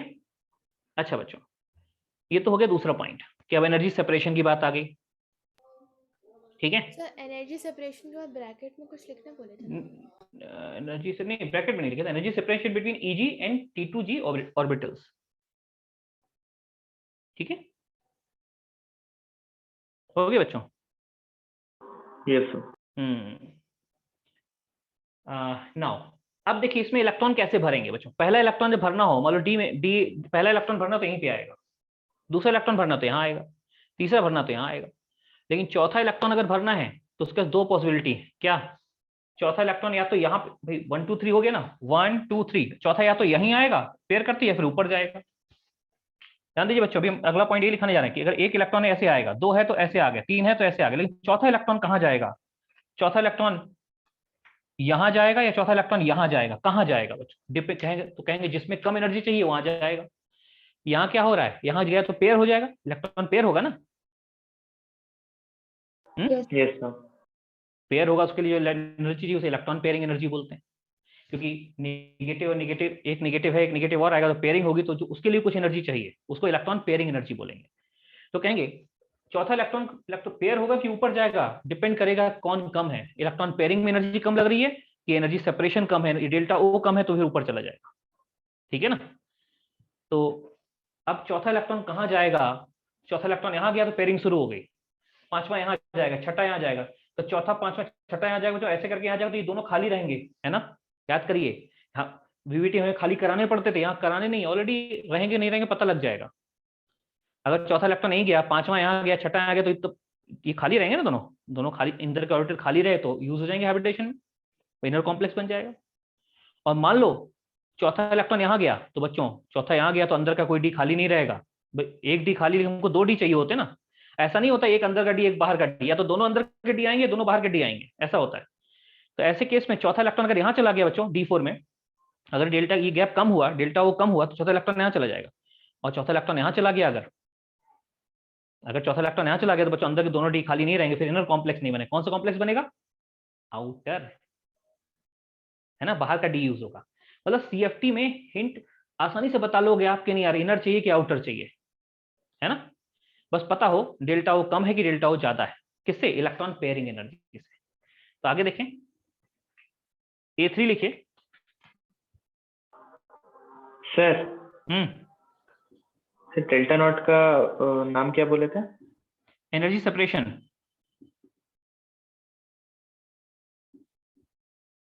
Electron pairing energy को या तो P से दिखाते हैं या फिर पाई से दिखाते हैं, दोनों तरीके से दिखाते हैं। इलेक्ट्रॉन पेयरिंग एनर्जी देखिए, energy required to pair an electron, energy required to pair an electron.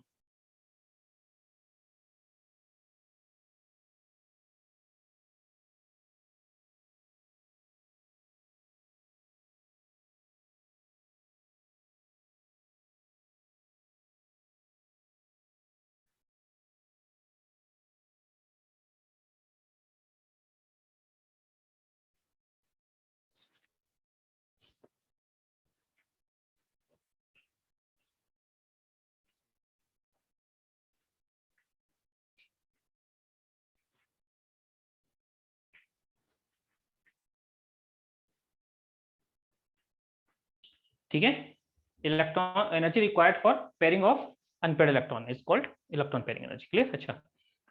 अच्छा बच्चों ध्यान दो, कुछ लिगेंड ऐसे होते हैं, देखो अब ये डेल्टा ओ कितना होगा, ध्यान रखिए, कुछ लिगेंड के लिए डेल्टा ओ ये कम होता है, कुछ के लिए डेल्टा ओ ज्यादा होता है। जिनके लिए डेल्टा ओ ज्यादा होता है, जिनके लिए एनर्जी सेपरेशन ज्यादा होता है, उनको बोलते हैं स्ट्रॉन्ग फील्ड लिगेंड।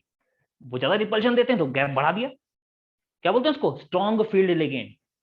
और जो लिगेंड कम रिपल्शन देते हैं उनमें ये गैप कम आता है। ये पांचों बराबर हैं, लिगेंड रिपल्शन, जैसे जैसे लिगेंड रिपल्शन देगा वैसे गैप बढ़ेगा, जैसे गैप बढ़ेगा वैसे वैसे स्ट्रॉन्ग लिगेंड स्ट्रॉन्ग होता जाएगा। जितना कम गैप उतना लिगेंड कम, उतना लिगेंड वीक, जितना गैप ज्यादा उतना लिगेंड स्ट्रॉन्ग, है ना? तो हमारे सामने अब दो चीजें आ गई, क्या? स्ट्रॉन्ग फील्ड लिगेंड और weak field ligand. Strong field कौन होंगे? जिसमें डेल्टा ओ ज्यादा हो जाए। वीक फील्ड कौन होंगे? डेल्टा ओ कम हो जाए। अब ज्यादा और कम का कोई डेफिनेशन नहीं, ये तो एक अप्रोक्सीमेशन है कि हाँ एक सर्टेन ऑर्डर है कि लिगेंड 1 इतना कर रहा है, 2 इतना कर रहा है, 3 इतना, 4 इतना, 5 इतना, 6 सबका अलग अलग है। तो उसमें हम कुछ को स्ट्रॉन्ग मानते हैं, कुछ को वीक मान लेते हैं। किसको स्ट्रॉन्ग किसको वीक बात करेंगे इस पे। लेकिन अब एक पॉइंट क्या आ गया? Strong field ligand and weak field ligand. तो A4 लिख लीजिए, A4 strong field ligand and weak field ligand.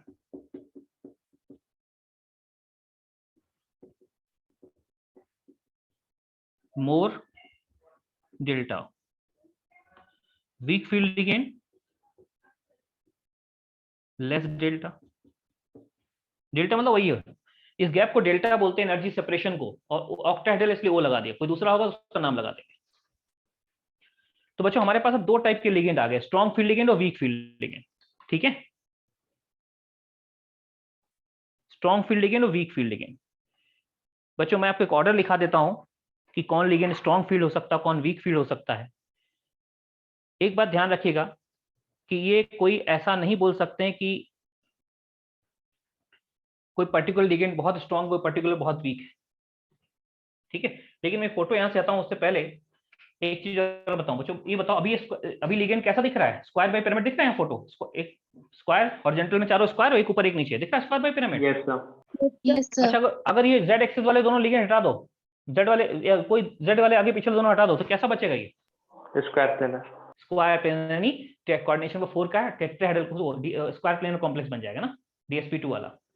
तो अभी समझो, यहाँ जो समझा है इसी को थोड़ा सा मॉडिफाई करेंगे बच्चों, स्क्वायर प्लेनर कॉम्प्लेक्स का केस बन जाएगा, क्योंकि इसी में से दो लिगेंड हटाने, स्क्वायर प्लेनर बचेगा, इसी को मॉडिफाई कर लेंगे।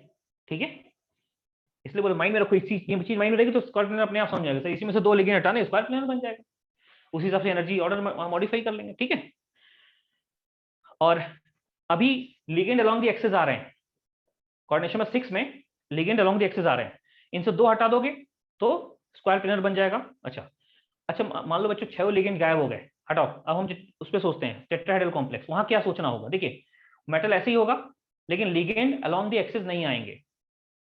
कितने कॉर्नर है यहाँ पे? 8 कॉर्नर है ना, 4 ऊपर 4 नीचे। क्यूब में कितने कॉर्नर? 8 है ना, 4 ऊपर 4 नीचे।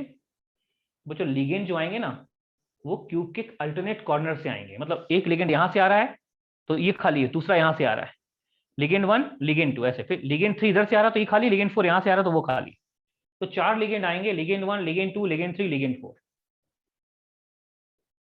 ठीक है, ligand 1 ligand 2 ligand 3 ligand 4 4 ligand आते हैं। कैसे आ रहे हैं आप देख रहे हो,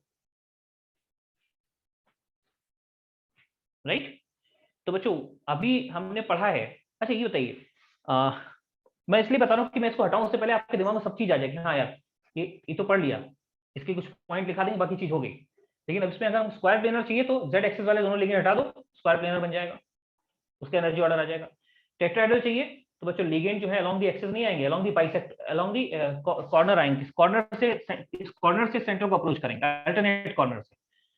भाई 8 कॉर्नर हैं, अल्टरनेट करो 4 कॉर्नर से लिगेंड आएगा। अब बताओ बच्चों, लिगेंड अगर अलोंग दी कॉर्नर कॉर्नर से इसको अप्रोच करेगा, कॉर्नर से इसको अप्रोच करेगा तो अलोंग दी एक्सिस आएगी, अलोंग दी बाइसेक्टर लग रहा है, क्या लग रहा है आपको? यहाँ से यहाँ ना बाइसेक्टर है कि along along the the axis? bisector. हाँ, तो कोऑर्डिनेशन जब हम टेट्राहेड्रल कॉम्प्लेक्स पढ़ेंगे वहां बोलेंगे कि लिगेंड जो है अलोंग दी एक्सिस नहीं आएगा, अलोंग दी अल्टरनेट कॉर्नर से यहाँ आ रहा है, अलोंग दी बाइसेक्टर आ रहा है। तो बताओ एनर्जी किसकी बढ़ेगी, ईजी की T2G की, कौन ऊपर जाना चाहिए था? जी. हाँ, वहां पे T2G ऊपर जाएगा, ईजी नीचे जाएगा, समझ गए ना? क्लियर? Yes sir. ये अब हम इसको बताएंगे, लेकिन एक अब सारा चीज आप रिलेट करो दिमाग में, बाकी हम स्टेप बाय स्टेप सब कराते हैं, लेकिन रिलेट करो कि हाँ सर बड़ा आसान है, वही सब लिखना है। कभी इसमें ये T2G नीचे आया, टेट्राहेड्रल में T2G ऊपर जाएगा, ईजी नीचे आ जाएगा। स्क्वायर प्लेनर में खाली 2 लिगेंड हटा देने, स्क्वायर प्लेनर बनेगा, इसमें क्या मॉडिफिकेशन करना तो हम बताएंगे। अच्छा ये बताओ, अगर हम 2 लिगेंड हटा दें, जेड एक्सिस के लॉन्ग हटा दें, तो जो ऑर्बिटल जेड एक्सिस के लॉन्ग है उनको रिपल्शन क्या हो जाएगा? कम हो जाएगा. कम हो जाएगा, तो उनकी एनर्जी, रिपल्शन कम एनर्जी कम, यस सर। Yes, है ना? sir. तो जो ऑर्बिटल जेड के लॉन्ग होंगे, टेट्राहेड्रल स्क्वायर प्लेनर में क्या होगा बच्चों, स्क्वायर प्लेनर में जो ऑर्बिटल हम जेड एक्सिस के लॉन्ग दोनों लिगेंड हटा रहे हैं, तो जो ऑर्बिटल जेड एक्सिस के लॉन्ग होंगे उनकी एनर्जी कम हो जाएगी। अब जेड एक्सिस के लॉन्ग एक तो डीजेड स्क्वायर है, डीजेड स्क्वायर दोनों में कोई एक है, उसकी एनर्जी नीचे आ जाएगी, और दूसरा कौन है, डी वाई जेड, या डी वाई जेड और डी एक्स जेड, दो है ना जिसमें एक एक जेड आता है ना? तो उनकी एनर्जी भी जहां है वहां से नीचे हो जाएगी। तो इसको हम देखेंगे बच्चों, बट 6 पढ़ लिया मतलब आपने सब कुछ पढ़ लिया, क्योंकि इसमें मैंने सब इंक्लूड कर, बाकी सबके प्लस माइनस बता दी कैसे क्या कहाँ वेरिएशन करना है। ठीक है, तो मुझे लगता है मैं इसमें आगे बढ़ता हूँ। जो आखिरी में बताया स्क्वायर प्लेनर में क्या करना है, जेड एक्सिस के दोनों लिगेंड हटाने हैं, तो जो ऑर्बिटल जेड एक्सिस के लॉन्ग उनका रिपल्शन कम होगा, एनर्जी घटेगी नहीं, एक डीजेड स्क्वायर नीचे आ जाएगा, और इनमें वो ऑर्बिटल जिनमें जेड आता है वो थोड़ा नीचे आ जाएंगे। ठीक है, तो उस पर हम और बात करेंगे, लेकिन मुझे लगता है आप माइंड में आइडिया लेके चलिए कि हाँ क्या होगा आगे। आइए नेक्स्ट पॉइंट। तो बच्चों हमने A4 लिखा, strong field ligand, weak field ligand. अभी A5 लिखिए बच्चों। A5 में हम क्या लिखेंगे, एक लिस्ट आपको लिखा रहे हैं स्ट्रॉन्ग फील्ड और वीक फील्ड लिगेंड की। तो A5 लिखिए।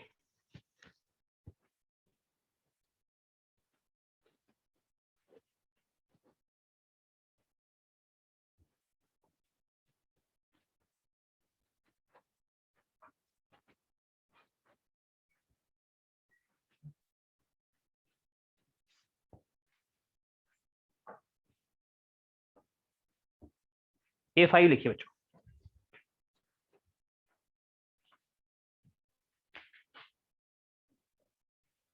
देखिए सबसे वीक होता I माइनस, फिर Br minus, iodine weak field ligand है ना, फिर ये आएगा Br माइनस, इसके आ जाएगा SCN माइनस, SCN माइनस, फिर आ जाएगा बच्चों Cl माइनस,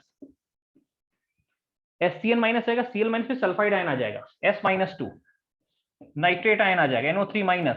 देखिए ये जो है ना, ये लिस्ट ऐसे चल रही है, हम स्ट्रॉन्ग वीक से स्ट्रॉन्ग की तरफ चल रहे हैं।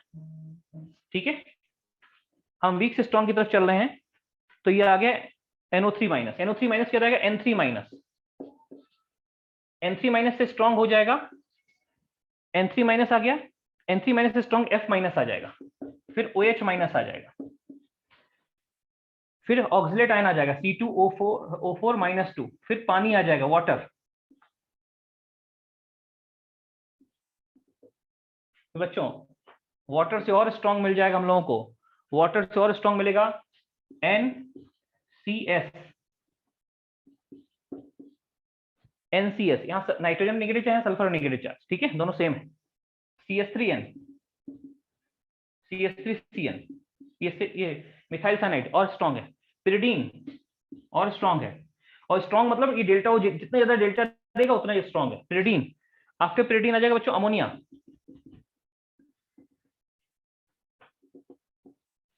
आफ्टर अमोनिया आ जाएगा EN, ethylene diamine. Ethylene diamine क्या दे जाएगा? बाइपेरिडाइल, BYPY, बाइपेरिडाइल, ठीक है। फिर बच्चों आ जाएगा NO2 minus, NO2 minus and PPS3, P phenyl group का ये PS3। ये फिनाइल मतलब बेंजीन रिंग है, 3 बेंजीन रिंग और 1 फास्फोरस, ट्राइफेनाइल फॉस्फीन हो जाएगा। फिर आ जाएगा CN माइनस, फिर आ जाएगा जो कार्बन CO, कार्बोनिल ग्रुप। ध्यान रखिए ये कार्बोनिल सबसे स्ट्रांग होता है, स्ट्रांग फील्ड लिगेंड, और ये वीक फील्ड लिगेंड।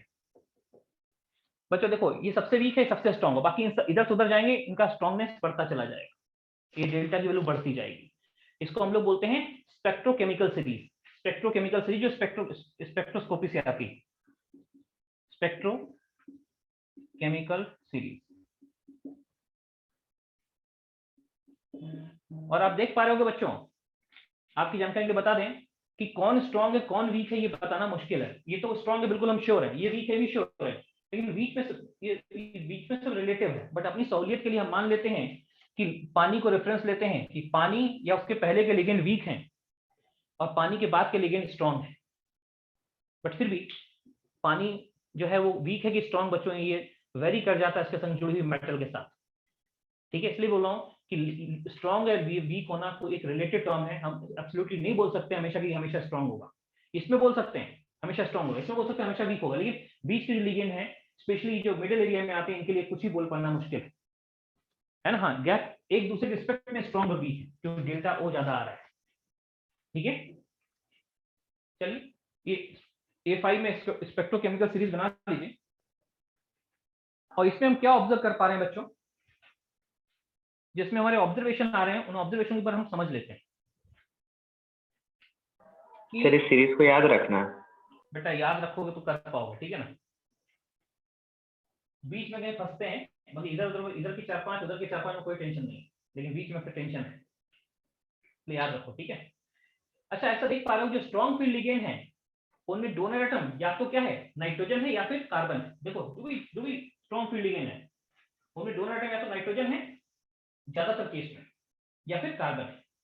और जो वीक फील्ड लिगेंड है, वीक फील्ड, उनमें डोनर एटम क्या है, उनमें डोनर एटम बच्चों या तो सल्फर है या ऑक्सीजन है या हेलोजन है।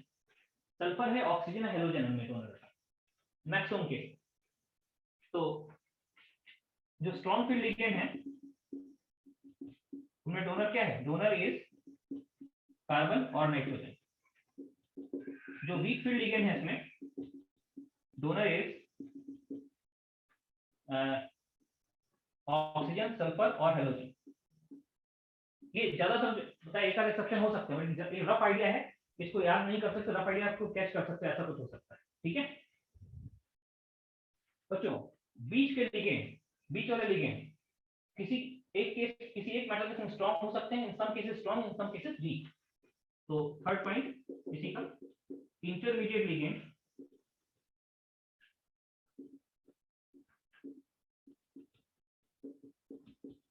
can be strong field ligand as well as weak field ligand can be both, can act as strong field ligand or weak field or as weak field ligand both। But फिर भी अपनी सहूलियत के लिए हम क्या मानते हैं कि पानी और उससे पहले के लिगेंड वीक हैं और पानी के बाद वाले स्ट्रॉन्ग हैं। तो अप टू वाटर क्या है, वीक फील्ड लिगेंड ये अपने, और आफ्टर वाटर ये स्ट्रॉन्ग फील्ड लिगेंड। ये जनरल अप्रोक्सीमेशन ले सकते हैं। सीरीज याद कर लो तो बेटर, लेकिन सीरीज में हम क्या ऑब्जर्व कर रहे हैं, जो स्ट्रॉन्ग फील्ड लिगेंड में डोनर कार्बन नाइट्रोजन है, जो वीक फील्ड में डोनर ऑक्सीजन, सल्फर या हाइड्रोजन है। याद रखना बच्चों, वीक फील्ड में कौन डोनर है ना। अगर सीरीज ना भी याद हो तो ये पॉइंट तो हमेशा पता ही होना चाहिए। स्ट्रॉन्ग फील्ड में हम ऑब्जर्व कर रहे हैं डोनर कौन है, वीक फील्ड में डोनर कौन है, ठीक है। इंटरमीडिएट लिगेंड जो है वो किसी मेटल के संग स्ट्रॉन्ग, किसी के लिए वीक, किसी के वीक हो सकते हैं, बट फिर भी अपनी इन जनरल केस में याद कर सकते हैं कि अप टू वाटर ये कोई बिल्कुल फर्म रूल नहीं कि अप टू वाटर वीक ही होगा। It is in general approximation, general example है, देखिए जरूर जनरल एग्जांपल, नॉट हमेशा नहीं है, ये general as a general case. नया जनरल केस है।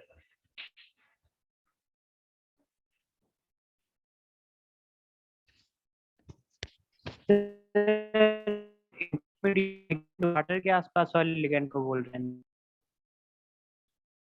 क्या बेटा? सर, इंटरमीडिएट लिगेंड वाटर के आसपास वाले को बोल रहे हैं। हाँ, वाटर से 5 इधर और 5 उधर, सब इंटरमीडिएट माने जाएंगे। ठीक है, 5 इधर 5 इधर 6, मतलब 5 6 इधर उधर।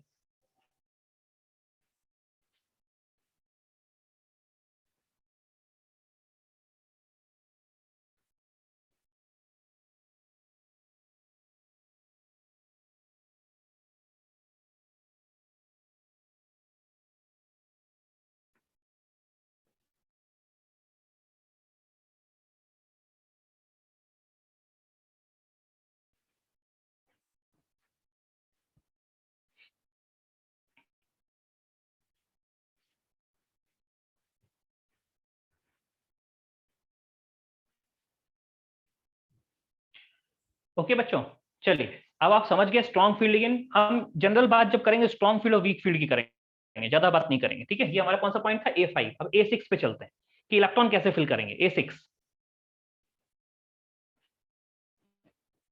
मुझे A5 क्लियर कर दें, बोर्ड में क्लियर करना होगा A5 में। Yes sir. आइए, क्योंकि हम बोलते हैं स्ट्रॉन्ग फील्ड वीक फील्ड, लेकिन ये सिर्फ इस किनारे के 5 उस किनारे के 5 जो है उनके लिए सही है, लेकिन बच्चों वाटर और उसके आसपास के +-5 वाले जो है वो कुछ भी कर सकते हैं। ओके, आगे देखें। A6 है ना, A6 फिलिंग ऑफ इलेक्ट्रॉन कैसे होगा?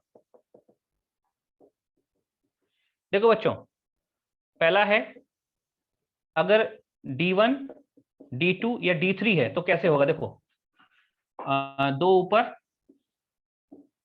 3 नीचे, 2 ऊपर 3 नीचे, ऐसे।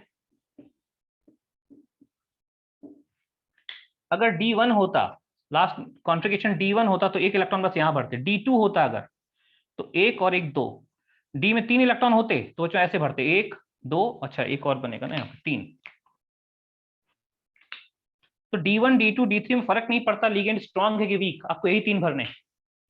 लेकिन D4 से D8 तक, D7 तक फर्क पड़ेगा। देखिए बच्चों, D4 to D7 फर्क पड़ेगा। क्या फर्क पड़ेगा? देखिए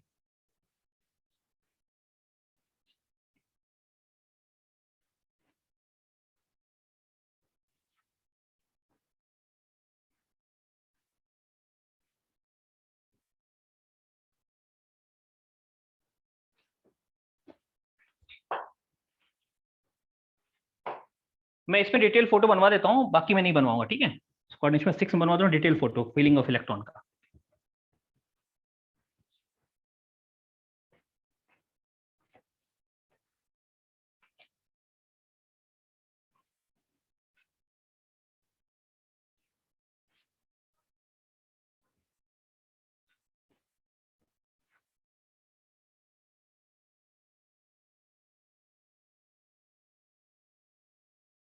D4 D4 है, D5 है, D6 है, D7 है। कैसे भरा जाएगा? देखिए बच्चों, एक हो गया स्ट्रॉन्ग फील्ड लिगेंड, एक हो गया वीक फील्ड लिगेंड। तो स्ट्रॉन्ग फील्ड लिगेंड में कैसे भरते? देखिए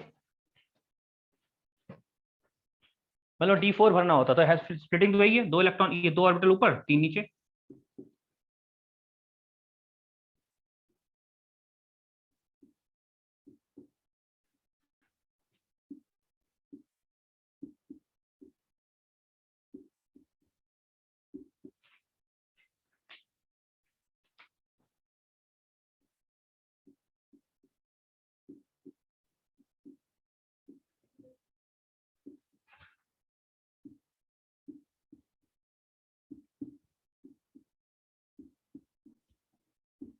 देखिए बच्चों, जो स्ट्रॉन्ग फील्ड लिगेंड होते हैं ना, स्ट्रॉन्ग फील्ड लिगेंड, उनमें डेल्टा O ज्यादा होता है as compare to P electron pairing energy. Weak field में डेल्टा O कम होता है as compare to electron pairing energy. अगर डेल्टा ज्यादा है तो ऊपर इलेक्ट्रॉन नहीं जाना चाहिए, अगर डेल्टा ज्यादा है तो इलेक्ट्रॉन ऊपर जाने के बजाय यहाँ पेयरिंग करना पसंद करेगा। तो देखिए चौथा इलेक्ट्रॉन भरना है, ध्यान दें बच्चों। D4 होगा तो कैसे 1 2 3। अब चूंकि स्ट्रॉन्ग फील्ड लेकिन गैप कम है तो चौथा इलेक्ट्रॉन यहाँ आएगा, D4 ऐसा होगा इसका। वीक फील्ड में क्या होता 1 2 3, लेकिन चौथा ऊपर जाता D4 में। वीक फील्ड का फीलिंग ये है, D4 का, स्ट्रॉन्ग फील्ड का ये। सिमिलरली D5 1 2 3, लेकिन गैप ज्यादा होगा तो फोर्थ यहाँ फिफ्थ यहाँ। बच्चों यहाँ पे 1 2 3 वीक फील्ड है, गैप कम है तो फोर्थ इधर फिफ्थ इधर। D6 में चलिए 1 2 3, गैप ज्यादा है तो इलेक्ट्रॉन ऊपर नहीं जाएगा, यहाँ आएगा चौथा पांचवा और छठा इलेक्ट्रॉन। बट यहाँ पे 1 2 3 गैप कम होता वीक फील्ड में, चौथा पांचवा और छठा इलेक्ट्रॉन। देख लीजिए सातवां भरते हैं। 7 इलेक्ट्रॉन स्ट्रॉन्ग फील्ड में कैसे भरे जाएंगे 1 2 3 4 5 6 है ना, और ये 7। बच्चों यहाँ कैसे भरते 7 इलेक्ट्रॉन 1 2 3, चूंकि गैप कम है ऊपर जाएगा, चौथा इलेक्ट्रॉन पांचवा, फिर पेयरिंग शुरू होगी छठवां और सातवां। अब देखो 7 इलेक्ट्रॉन तक अलग अलग है, आठवां इलेक्ट्रॉन भरोगे चाहे आठवां यहाँ भरो चाहे आठवां यहाँ भरो, सेम दोनों सेम फोटो बनेंगे। तो D8 से लेके फिर D10 तक कोई फर्क नहीं पड़ता कोई कौन सा स्ट्रॉन्ग है कि वीक है।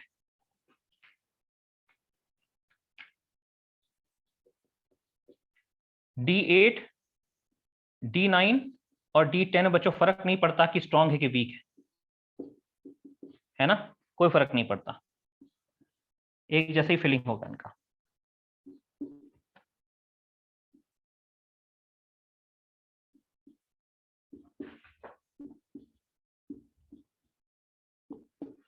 है ना, इसको चाहे जैसे भर लो, D8 को चाहे जैसे भर लो, D9 को चाहे जैसे भर लो, D10 को चाहे जैसे भर लो, बच्चों सेम टाइप का कॉन्फ़िगरेशन बनेगा। याद करिए आयरन में D6 था ना, D6 जब CN के साथ था, CN देखिए बच्चों सीरीज में CN जो है वो स्ट्रॉन्ग फील्ड का सेकंड स्ट्रॉन्ग फील्ड है CN। तो CN के संग कैसे भरा जाएगा D6, ऐसे भरा जाएगा ऐसे, तो ये दोनों D खाली रह जाएंगे, अंदर वाले D खाली रह जाएंगे तो इनर कॉम्प्लेक्स बनेगा। लेकिन क्लोरीन हेलोजन है, वीक हेलोजन क्या होते हैं वीक फील्ड लिगेंड बच्चों, उनमें ऐसा केस भरा जाएगा, उनमें D6 ऐसा भरा जाएगा 1 2 3 4 5 6, अंदर का कोई ऑर्बिटल खाली नहीं होगा तो फिर अंदर नहीं यूज होगा, बाहर का ऑर्बिटल यूज होगा। तो CFT में कोई एक्स्ट्रा इन्फॉर्मेशन नहीं चाहिए, लिगेंड देख लो, स्ट्रॉन्ग फील्ड वीक फील्ड, काम खत्म, ठीक है ना। तो यहाँ पे हमको बिना एक्स्ट्रा इन्फॉर्मेशन के हमारा काम हो जाएगा।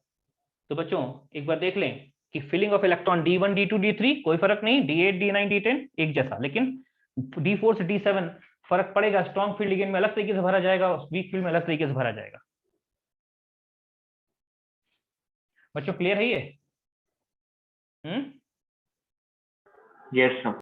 फोटो बना लीजिए, और इससे फोटो मैंने पूरा फोटो बनवा दिया इसमें कोऑर्डिनेशन 6 में, ओवर में वो नहीं बनवाएंगे फोटो, वो अपने ऐसी इसी तरीके से आप खुद सोच लेंगे।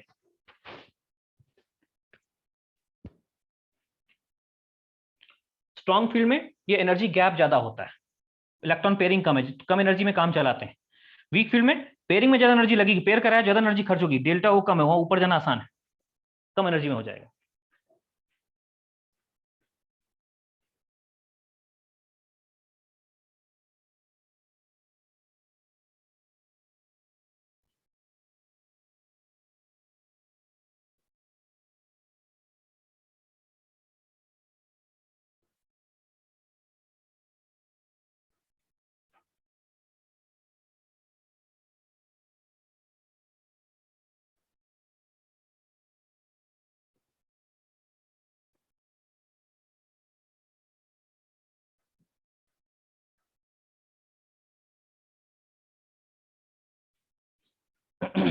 हो गया बच्चों? No sir. हम्म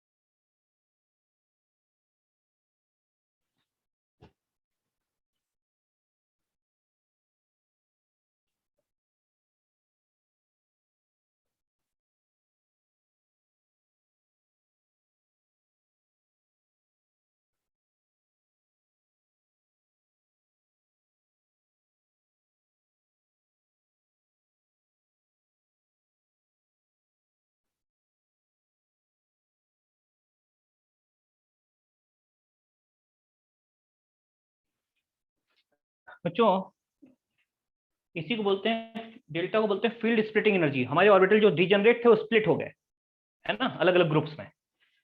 तो डेल्टा को क्या बोलते हैं, एनर्जी सेपरेशन या फील्ड स्प्लिटिंग एनर्जी बोलते हैं। हाँ, फील्ड इस एनर्जी से स्प्लिट हो गई है।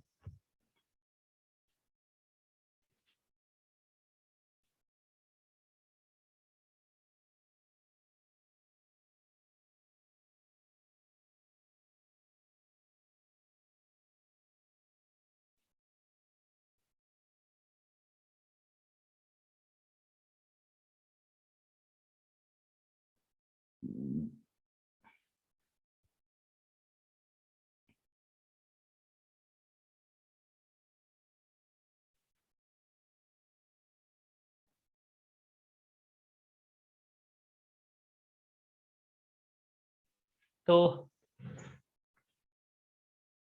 कोऑर्डिनेशन 6 हम पूरा करेंगे आज, ठीक है ना, थोड़ा सा 10-5 मिनट और चलेगा अभी।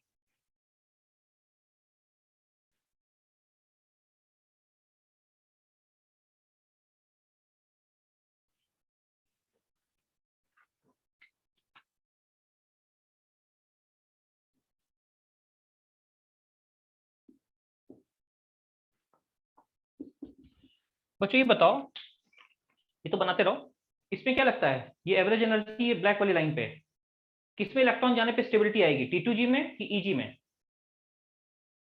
कौन स्टेबल है, किसकी एनर्जी कम है? T2G। इसमें इलेक्ट्रॉन अगर देखिए एवरेज के नीचे एनर्जी जा रही है तो इसमें इलेक्ट्रॉन भरेगा तो एनर्जी एवरेज के नीचे चली जाएगी, और जो स्पेरिकली सिमेट्रिक में होना चाहिए उससे कम एनर्जी हो जाएगी इसमें इलेक्ट्रॉन भरने से, तो स्टेबिलिटी देगा। लेकिन एवरेज के ऊपर इसमें इलेक्ट्रॉन भरोगे तो अनस्टेबिलिटी आएगी, है ना।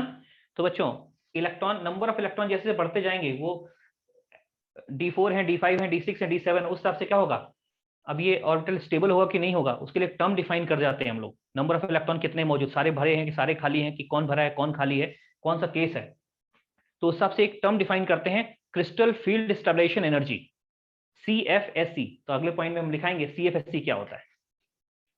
इसको सबने बना लिया? Yes sir. Sir D8, D9, D10 में भी सर D1, D2, D3 तरीके से फिलअप होगा। हाँ, इसमें कैसे ही भरो बच्चों, अगर 8 इलेक्ट्रॉन आपको जैसे भरने हैं, मान लो हम इसमें स्ट्रॉन्ग फील्ड के साथ भरते हैं 1 2 3 4 5 6 7 8, अगर वीक के साथ भरते तो 1 2 3 4 5 6 7 8, सेम कॉन्फ़िगरेशन आता। ऐसे यहाँ पे आप पहले वीक के साथ भरते 1 2 3 4 5 6 7 8 9, और स्ट्रॉन्ग, ये मैंने वीक के साथ भरा, स्ट्रॉन्ग के साथ भरते तो भी यही आता। यहाँ तो कुछ भी वैसे ही आएगा, 1 2 3 4 5 6 7 8 9 10 ऐसे।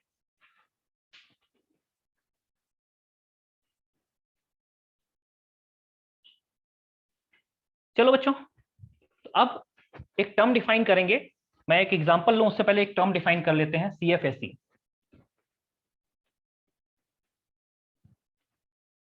बल्कि एक काम करते हैं, एक एग्जांपल कर लेते हैं पहले। अब FeCN का होल 6 -4 और FeCl का होल 6 -4, जो हमें एक्स्ट्रा इंफॉर्मेशन चाहिए शायद यहाँ नहीं चाहिए होगी। यहाँ भी X ये +2 स्टेट में है, यहाँ भी आयरन +2 स्टेट में बच्चों, तो Fe+2 यहाँ बचेगा क्या, 3d6, यहाँ भी Fe+2 बचेगा 3d6, है ना, दोनों केस में 3d6 बचेगा। अब अगर 3d6 होगा तो देखो जरा यहाँ पे, अब स्प्लिटिंग हम समझ गए, स्प्लिटिंग ऐसी होगी है, भले ही बनाए, देखिए बनाएंगे हम ऐसे, ये T2G वाले 3, ये EG वाले 2, सेम इज हियर, T2G वाले 3 और EG वाले 2। और जो यहाँ पे CN स्ट्रॉन्ग फील्ड लिगेंड, ध्यान रखिए, आप लिस्ट चेक कर लो जो भी दी आपको, तो आपको इससे ये स्ट्रॉन्ग फील्ड है, ये 3D है ना, आगे 4s और 4p, ये 3D है, 4s 4p और 4d। देखो बच्चों, ये स्ट्रॉन्ग फील्ड लिगेंड है, ये हैलोजन है, वीक फील्ड लिगेंड है। तो बच्चों यहाँ D6 कैसे भरेंगे, D6 देखिए, D6 स्ट्रॉन्ग फील्ड में कैसे भरा गया, ये ऐसे, तो ऐसे रहेगा 1 2 3, ये T2G वाले हो गए। फिर चौथा यहाँ जाएगा कि नहीं, चौथा यहाँ जाएगा 4 5 6, ये T2G है, ऐसे आ गया। अब ऐसे केस में अंदर के डी खाली रह गए तो 2 डी ये यूज हो जाएंगे, 1 S और 3 P, क्या हो जाएगा D2sp3। इधर आइए बच्चों, ये D6 ये भी 3D लेकिन वीक फील्ड लिगेंड है ये। अगर वीक फील्ड लिगेंड और D6 में वीक फील्ड कैसे भरा जाएगा, ऐसे भरा जाएगा। तो देखो आप यहां कैसे सोचेंगे, ये T2G है बाकी ये EG है, हम बोलेंगे 1 2 3, क्योंकि वीक फील्ड लिगेंड है तो चौथा ऊपर चला, चौथा ये रहा, चौथा पांचवा और फिर छठा। बच्चों अंदर कोई डी खाली नहीं बचा तो अंदर का डी नहीं यूज होगा, फिर 6 ऑर्बिटल ऐसे होंगे sp3d2, ये आउटर कॉम्प्लेक्स बन जाएगा sp3d2, ठीक है ना। बच्चों यहाँ पे आउटर बनेगा, इनर बचेगा, ये सीधे स्ट्रॉन्ग और वीक से पता लग जाए, कोई एक्स्ट्रा इन्फॉर्मेशन नहीं चाहिए, राइट। ये एग्जांपल नोट करो, ये हमने अभी वीवीटी में भी किया तो वहां में एक्स्ट्रा इन्फॉर्मेशन चाहिए थी, यहाँ जरूरत नहीं है एक्स्ट्रा इन्फॉर्मेशन की। Clear.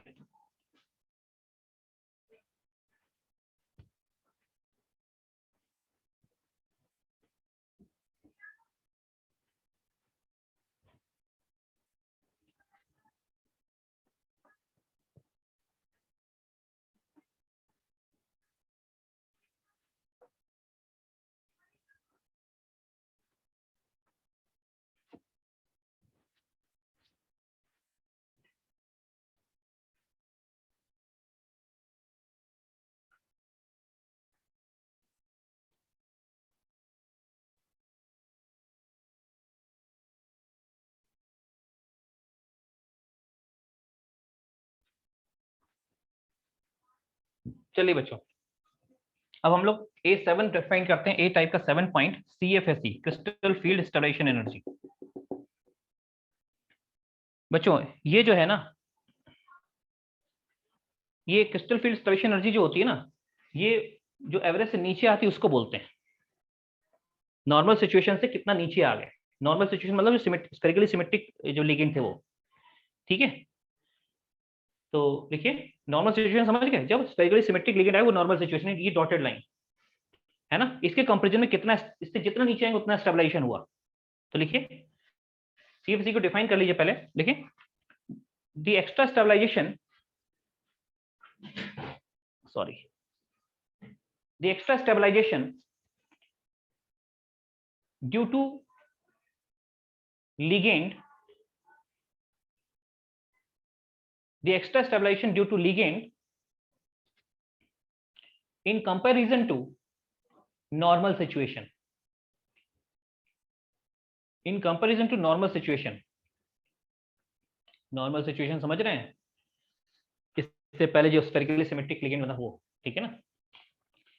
the extra stabilization due to ligand in comparison to normal situation is called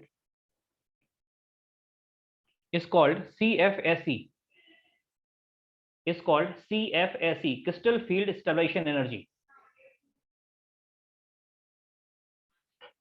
बच्चों इसको ऐसे कैलकुलेट करते हैं, CFSE, देखिए ध्यान दो, ये जो 3 ऑर्बिटल हैं इसमें ये एवरेज से नीचे आएंगे तो ये नेगेटिव साइन के साथ होंगे, ये एवरेज के ऊपर जाएंगे तो पॉजिटिव साइन के साथ होंगे। तो ऐसे पहले ये जो बच्चों ये जो है ना T2G माइनस लगेगा, T2G माइनस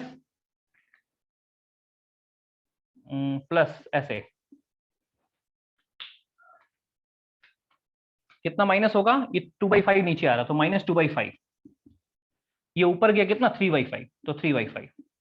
अच्छा बच्चों जैसे से इलेक्ट्रॉन भरेंगे तो इसमें कितने इलेक्ट्रॉन देख लो, ये T2G में कितने इलेक्ट्रॉन, ये number of electron in T2G आ जाएगा, n मतलब नंबर किसका, T2G का।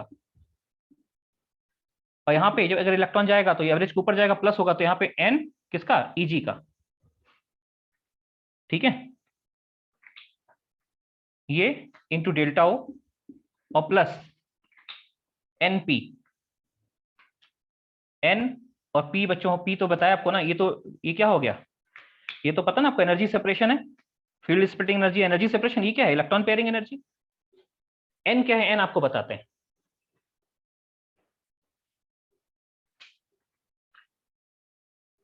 N जो है, सर हाँ जी सर ये जो N2G है ये नंबर ऑफ ऑर्बिटल्स है जिसमें इलेक्ट्रॉन पेयर हुआ है या तीनों लेंगे हम? नंबर ऑफ इलेक्ट्रॉन है, n नंबर ऑफ इलेक्ट्रॉन है, n of number of electron जिनमें में T2G, देखो अभी आपने बनाया ना T2G, ये देखिए इसमें इलेक्ट्रॉन T2G में कितने यहाँ पे 6 है ना, 6। तो यहाँ हाँ इसकी वैल्यू 6 हो गई।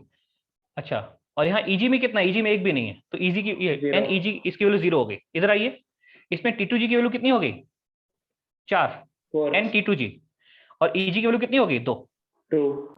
ऐसे रखना है। तो n नंबर ऑफ इलेक्ट्रॉन है, n T2G number of electron in T2G orbital, n EG number of electron in EG orbital.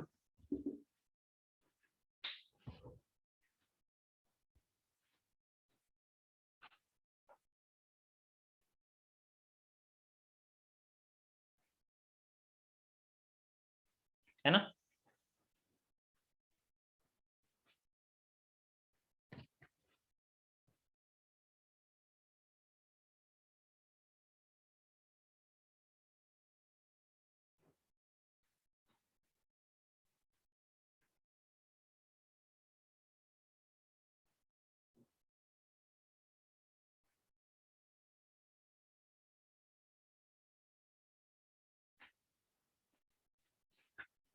बच्चों यहाँ पे n ये तो आप जानते हैं एनर्जी सेपरेशन, p आप जानते हैं इलेक्ट्रॉन पेयरिंग, n क्या है, n बच्चों है एक्स्ट्रा, देखिए number of extra electron pair,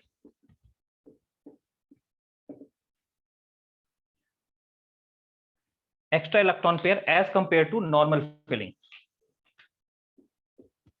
as compare to normal filling of electron.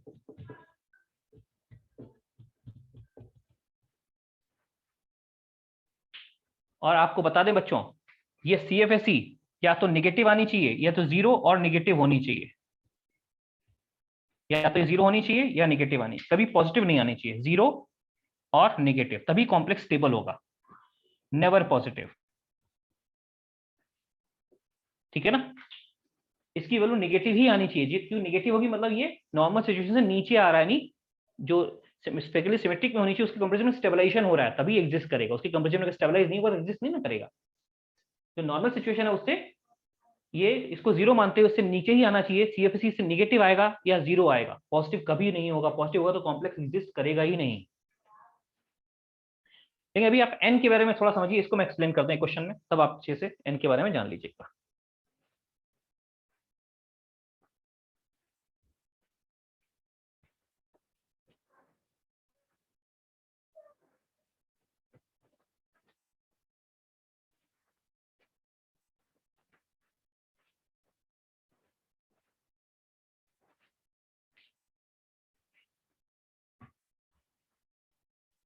देखिए बच्चों, अगर मैं बोलूं, क्वेश्चन है मेरे पास, देखो FeCN6 का -4, find CFSE, find CFSE in terms of delta O and P। तो बच्चों हमने कहा ये देखो यहाँ पे आयरन जो है 26 है, क्या होता है 3d6 4s2, लेकिन जब आयरन से आयरन +2 बनेगा, 2 इलेक्ट्रॉन निकल जाएंगे बच्चों, तो Fe+2 का कॉन्फ़िगरेशन क्या बचने जा रहा है 3d6। 3d6 की नॉर्मल फिलिंग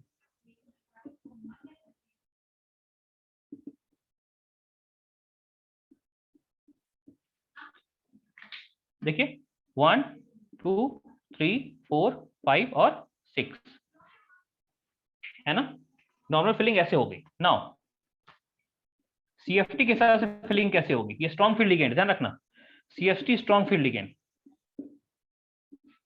ऐसे होता है, देखो बच्चों ये तो ऊपर, तीन नीचे, CFT स्ट्रॉन्ग फील्ड में 1 2 3, और स्ट्रॉन्ग फील्ड गैप ज्यादा है तो 4 5 6। देखो बच्चों CFT के हिसाब से कितने इलेक्ट्रॉन पेयर आ गए यहाँ पे 3, और नॉर्मल फिलिंग में कितने हैं 1, यहाँ कितना इसके यहाँ कितना एक्स्ट्रा है 2, वो n है। देखिए आप समझिए, number of extra electron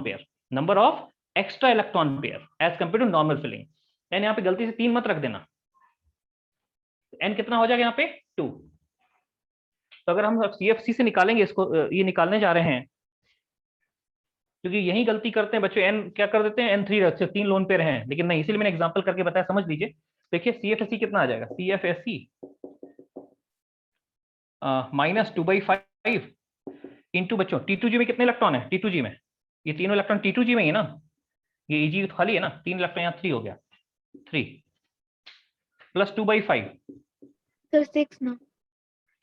into 0, हाँ सॉरी 0,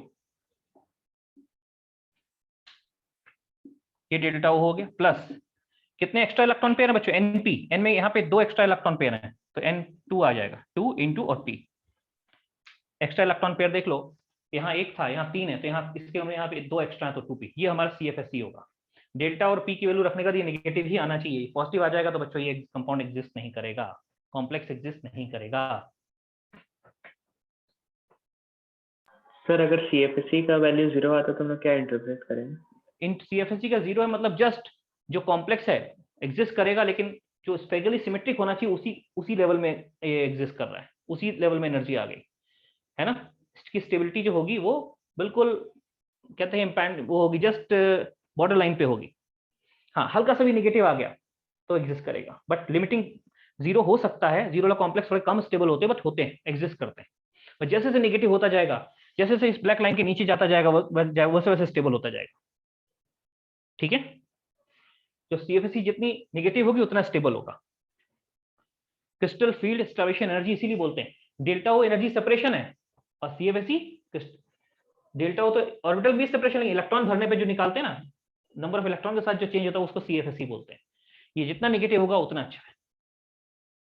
ठीक है बच्चों CFT अभी बचा हुआ है, लेकिन मैंने आपको हिंट दे दिया है कोऑर्डिनेशन नंबर 4 के लिए कैसे सोचना है ना, आप लोग सोचिएगा, नेक्स्ट क्लास में इसको हम डन कर लेंगे। ठीक है सर। हाँ बोलिए बेटा। सर इस वीक हो सके तो एक डाउट क्लास अरेंज कर लीजिएगा ना, ये जो टेस्ट था उसमें डाउट था दोनों पिछले वाले टेस्ट में। Yes, sir.